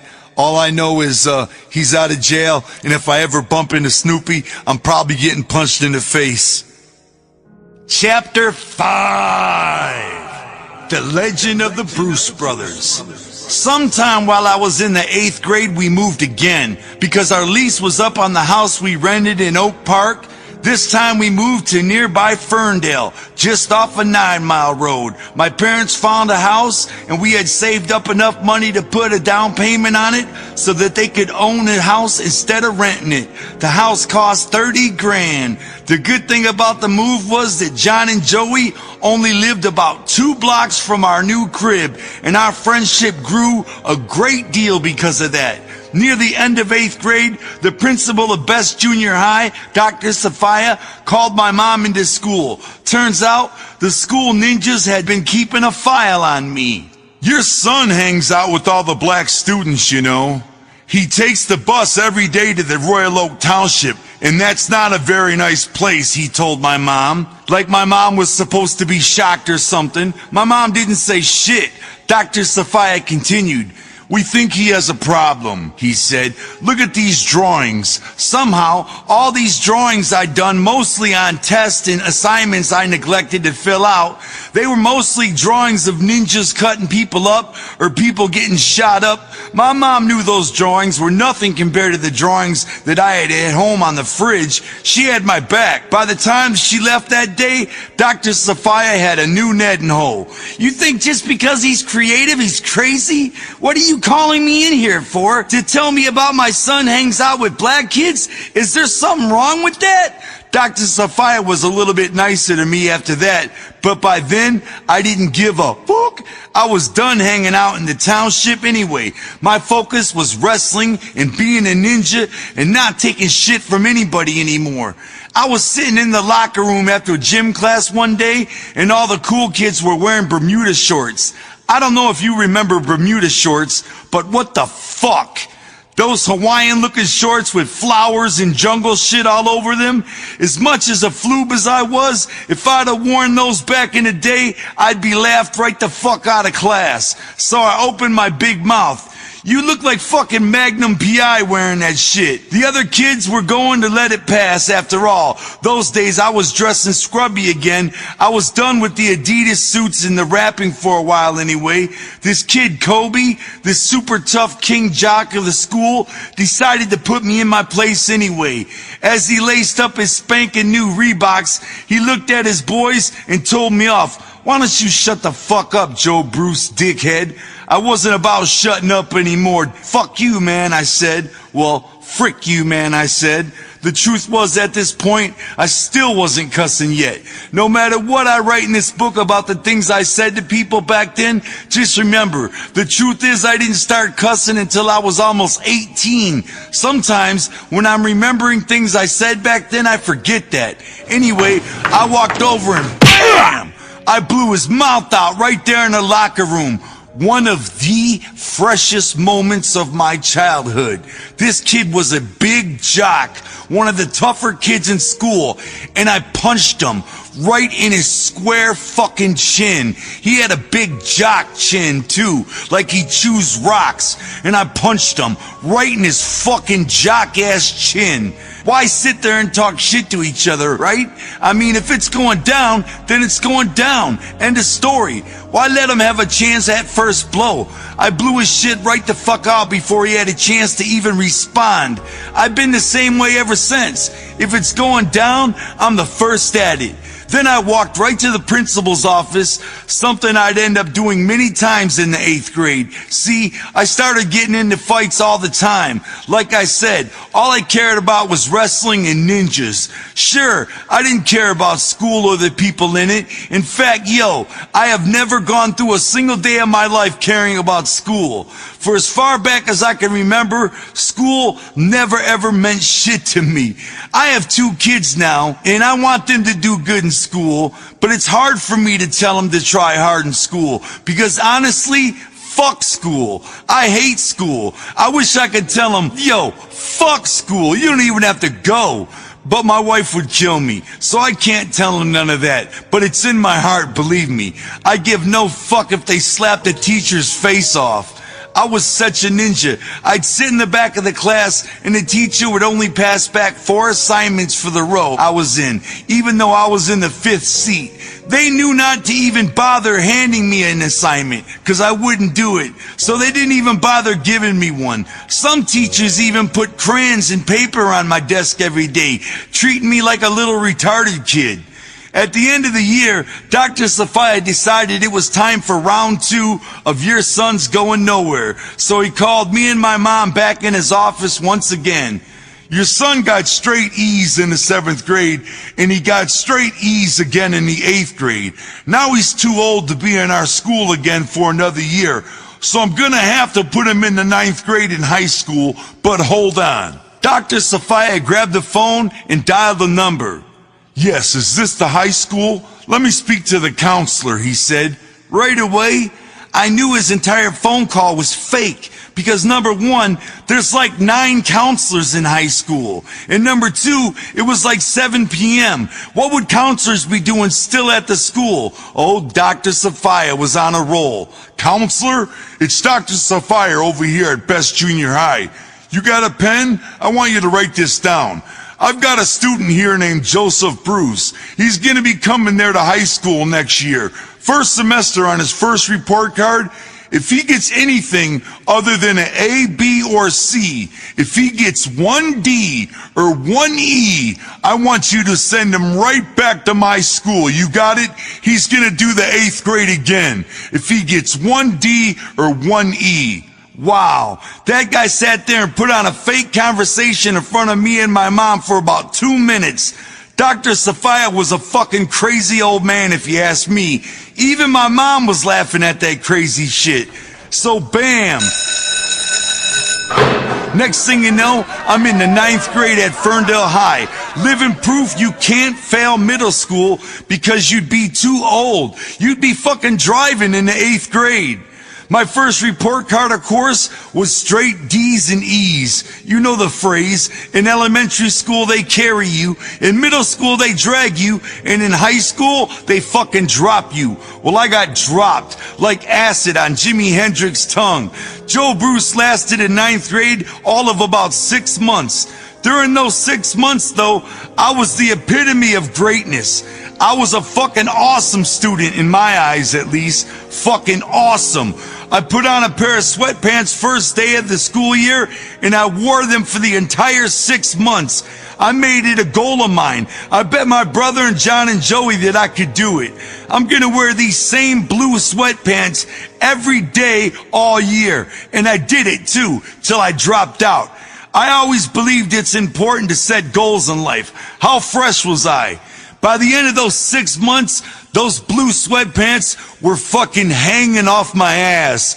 They were ragged up, they had holes in them, they were stained, and they were fucking awesome, and I wish I still had them. I'd sleep in them every night. Years later, my friend Nate the Mac was at a party, and some chick was showing pictures of her and her friends from back in her high school days. And in one of the pictures, you could see me in the background sleeping on a desk. I thought that was so fresh. In her photos, this girl and her perfect-ass girly cherry pop friends were all on the latest and greatest school activities, making friends and just being happy and great in high school, all around active people, and yet there was me in the background, knocked the fuck out, drooling on my desk, complete with my uncut and matted up hair. Little did any of them people know, or even care for that matter, but what I was really doing was learning the whole time. I was steady learning how to dream. That's how I look at it. Yeah, I was asleep dreaming about what bigger and better things were yet to come. I was late to class every fucking day. The only money I had was food stamps for lunch, and I had to walk way, way far away so nobody would see me spending food stamps. I'd walk to this party store that was at least 1.5 miles away from the school, and when I came back, I was always late. I just didn't give a fuck. I never did one assignment in high school. I gave absolutely 0 fucks. One day, a real high school counselor called me down to his office to voice his concern. I just want to know what happened, he said. At the beginning of the year, you were getting mostly A, B's, and C's on your test. Now you're down to D's and E's. What's happening, Joe? I was like, huh? I was getting A's and B's. Yeah, you were doing great. I sat there talking to this guy for like 20 minutes before he figured out that he was looking at Joe Bice's record. He realized his mistake and pulled up my sheet. Oh, you're Joe Bruce, he said. Then he looked at my grades. Get out of here. I remember this one kid named Noel. What a lame-ass fucking name. If your name is Noel, man, I feel sorry for you, Ninja, because that has to fucking suck. But Noel was my boy. He was this kid that I knew from around the neighborhood. And at school, he couldn't seem to decide what kind of crew he wanted to be in. One day, he'd be a preppy-ass Richie kid, and the next day, he was trying to be a thug. Well, on one of his ultra-rare school day of Friday, Noel was in a strange phase. He was in a wanting to be a nobody scrub phase like me. Out of nowhere, he was talking to me at school and he invited me to his house. He said that he had stolen a pistol from his grandpa and he needed to get rid of it fast. I must have looked like the shady type who could use a pistol, so he told me to come over after school and he'd let me have it. I was down. I went right over there after school. Within seconds, he came out with a gun and started cocking and loading it and showing me how it worked. I kept saying, yeah, I know that already. This kid Noel was insistent on showing me his pistol handling skills. Finally, boom! It went off right in his hands. I jumped up off the couch to check myself for bullet holes. I was skinny back then, which helped me make less of a target, I guess. I didn't have any bullet holes, but poor Noel did. He shot himself right through his hand and through his finger somehow. I wasn't sure what happened at first, but once he started screaming and crying like a baby bitch ass, running around the house, holding up his bloody ass hand, it was apparent. I was outie. Fuck waiting for the cops. I called 911 for the whining crybaby, and then I bolted out of the house. Eventually, the cops caught up with me, but only to question me about no stupidity. They said that at first he tried to blame it all on me, but then after a few of their questions he gave up. They told me they couldn't believe what a bitch he was. I told them exactly what happened and how he was just trying to show off and he shot himself. I naturally left the part out about how he was gonna give me the gun afterwards. You know, sometimes too much info can be a bad thing. Well, after that weekend, things at school were much worse for the notoriously dirty Joe Bruce. Once Noel returned to school, he quickly re-entered his Noel wanting to be a preppy phase again and blamed the whole thing on me. He told all his homies at school that he was just showing me a gun that his grandpa owned and that I asked if I could have it. And once Noel told me I couldn't have it, I apparently got pissed off and shot him in the hand. Of course, the cops never bought it, but the whole fucking dumbass school was quick too. I didn't care. I liked the extra attention because people began to look at me as a threat to their safety. I would have beat Noel's ass just for lying about me like that, but instead, I just figured being named Noel was punishment enough for him. To pass the time in school, we started playing this game we call Bloods and Crips. John, Joey, and I would be the Bloods, and my brother and some other homies would be the Crips. You'd have to use a cap gun to shoot the other guys. I'd come to school draped up in straight up blood shit. Red bandana, headband, red flannel, and my blue sweats. And just straight up draped, of course, head to toe with cap guns and shit. The kids at school were just like, what the fuck are they doing? We didn't give a fuck. One day I stuck up Nate the Mac, who was a Crip, and jumped on his ass right in the hallway. We teetered for a minute and then smash! We busted through a giant window near the lobby. The fucking security guards were too busy selling weed to the kids to even see it or who did it and to come after us. We got away with it clean. We even took our war out on the streets. Sometimes my brother and I would join sides. We'd pull up on Joey's lawn in our car and burst in the door. With his mom there and everything, we'd drag him out front and give him the beat down. One time we were playing in downtown Royal Oak, one of the few northern suburbs with a lot of shopping and shit, where people are actually walking around. We had a big crew of like 15 ninjas. We were beating each other with garbage cans and shit, chasing each other through the streets. Someone must have seen us and thought it was real because they called the cops. Luckily, one of us saw them a ways off creeping down the street. There were about 10 cop cars with their lights off trying to sneak up on us. We bolted the fuck out of there and got away clean. I felt like a badass. I'd been through the township and now I was acting like I grew up in the fucking ghetto. NWA Straight Outta Compton was out, and with them rapping about how they're driving around in buckets, I thought that was the shit because I'd only ever been in fucking buckets. My suburban wannabe gangsterism was in full effect, and our old pal Mike Olson was about to wind up on the wrong end of the cap gun fire. My brother Rob still had all his Dungeons and Dragons friends back in our old city of Berkeley, but he hardly knew anybody in Oak Park. We Bruce brothers never went to prom dances, get-togethers, or even half-ass being socially cool. My brother did once get invited to a real actual house party. Once upon a time there was a party in Warren, Michigan, which is about 4 miles east of Ferndale. Some old school, long-time D&D homies of my brother knew somebody, and somehow they all got invited to come to the party. When he got there, he found the girl whose house it was on the front porch crying. My brother, being the honorable, sensitive type, asked her, "What's the matter?" This is my house, and I just heard these guys from Warren are gonna come over, and I just know they're gonna start some shit because they always do. They're gonna destroy my house, and I'm gonna get in so much trouble. My brother was such a good guy with super honor that he was like, "I won't let it happen, I promise." That's the crazy part, no lie. I would have been like, "Damn, sucks to be you then. Hope I'm out by the time they get here." Not Rob. My brother's like a straight up movie character of honor. Not just to try to tap the poor girl's net neither. Honestly, just to help her. One of the lone Bruce brothers was ready to protect this girl's house like high noon or something. Well, when the bad guys got there, who do you think it was? None other than Mike Olson, our old homie. The very same kid my brother gave the giant transformer to before we moved to Oak Park. Well, I guess Mike had moved out of Berkeley as well, cause he was now claiming Warren. Mike was chilling with a few of his new lame-ass Warren jock drinking buddies. My brother walked up to give him a dap on the front lawn and tried to make nice right away. "Hey Mike, what's up, man? You still got that flavor I gave you back in the day?" Too late. Mike Olson had already reached full puberty and turned into a dickhead in only a few years' time. "Fuck you and your toys," Mike said, like a straight-up open, blew-out asshole. Rob couldn't believe it. "What the fuck's your problem, Mike?"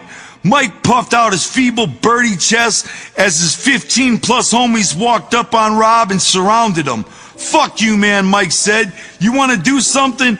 Bam! Stars and a giant flash of ruthless pain suddenly enveloped Mike Olson's face, sending him into complete unconsciousness.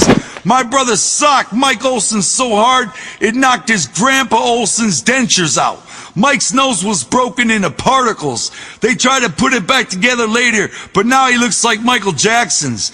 Afterwards, my fresh-ass brother Rob took off across the street. Mike's boys all chased after him. Rob tried to outrun them as they hopped fences through backyards after him. All the while, he was looking for a weapon to use against them, like a shovel, a stick, anything. He would have done it easily, but whap! My brother hit some chicken wire fence and flipped over. Who would have fucking guessed it? But my old pal Mike's homies beat the shit out of my brother right then and there. My brother was just about to go into the army at this point, but even so, he wasn't okay with letting it go. Neither was I. My brother got stomped, and the Bruce brothers were bent on revenge. Not just any Bruce brothers, but the new and improved ghettoized Bruce brothers. We gotta fuck Mike Olson up, dog. He had no reason to beat you down, I said. We knew a kid in Warren who quickly found out and showed us where Mike Olson lived. So the very next night, me, Lacey, Nate, John, Joey, and my brother surrounded Mike Olson's house at 2 in the freaky ass morning. Each one of us had 2 giant rocks in our hands. My brother gave the order. On the count of 3, he whispered, 1, 2, 3, smash! Being in the house with your whole family and every window breaks at the same time? Just imagine that. Oh, we weren't done with Mike yet. Then we systematically hit up his homies' houses over the next month or so. We made it our only priority. Revenge on anybody who was with them that night was our goal. We did damn good too. Our Warren, Michigan nerdy source who went to school with those boys fed us all the info. It was so easy for him to find out where his classmates lived just by following them home and shit. I personally think our spy hooked us up, one of my brother's D&D homies. He loved doing spy work for us. Thanks to him, we went back to Warren 4 times later and fucking did it all over again. Mike Olson's main homie caught the fucking same style activity attack. Mike got it first, then the others. One by one, I felt like Dirty Larry. It was so easy. At 4 a.m., nobody suspects a fucking thing. We were in and out of them yards in about 15 seconds. It was almost no risk to us at all.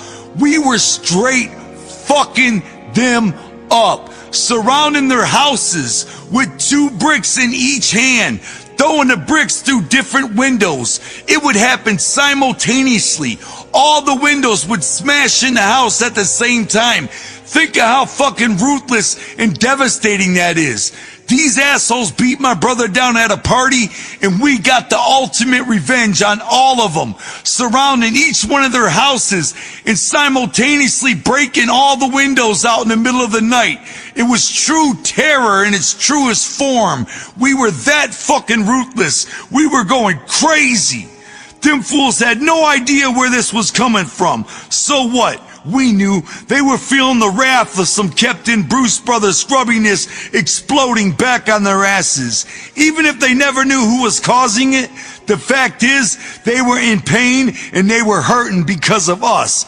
He had no idea beating my brother would lead to this terrorism. We hit 5 houses total. Each one got hit badly. We did them in hard. Soon, I came up with the ultimate plan for an insane attack that nobody would ever forget. I planned to straight up rush him and attack him and beat him down right in his own fucking high school. It was going down. That was the only place I knew I could catch him and pummel his face physically myself.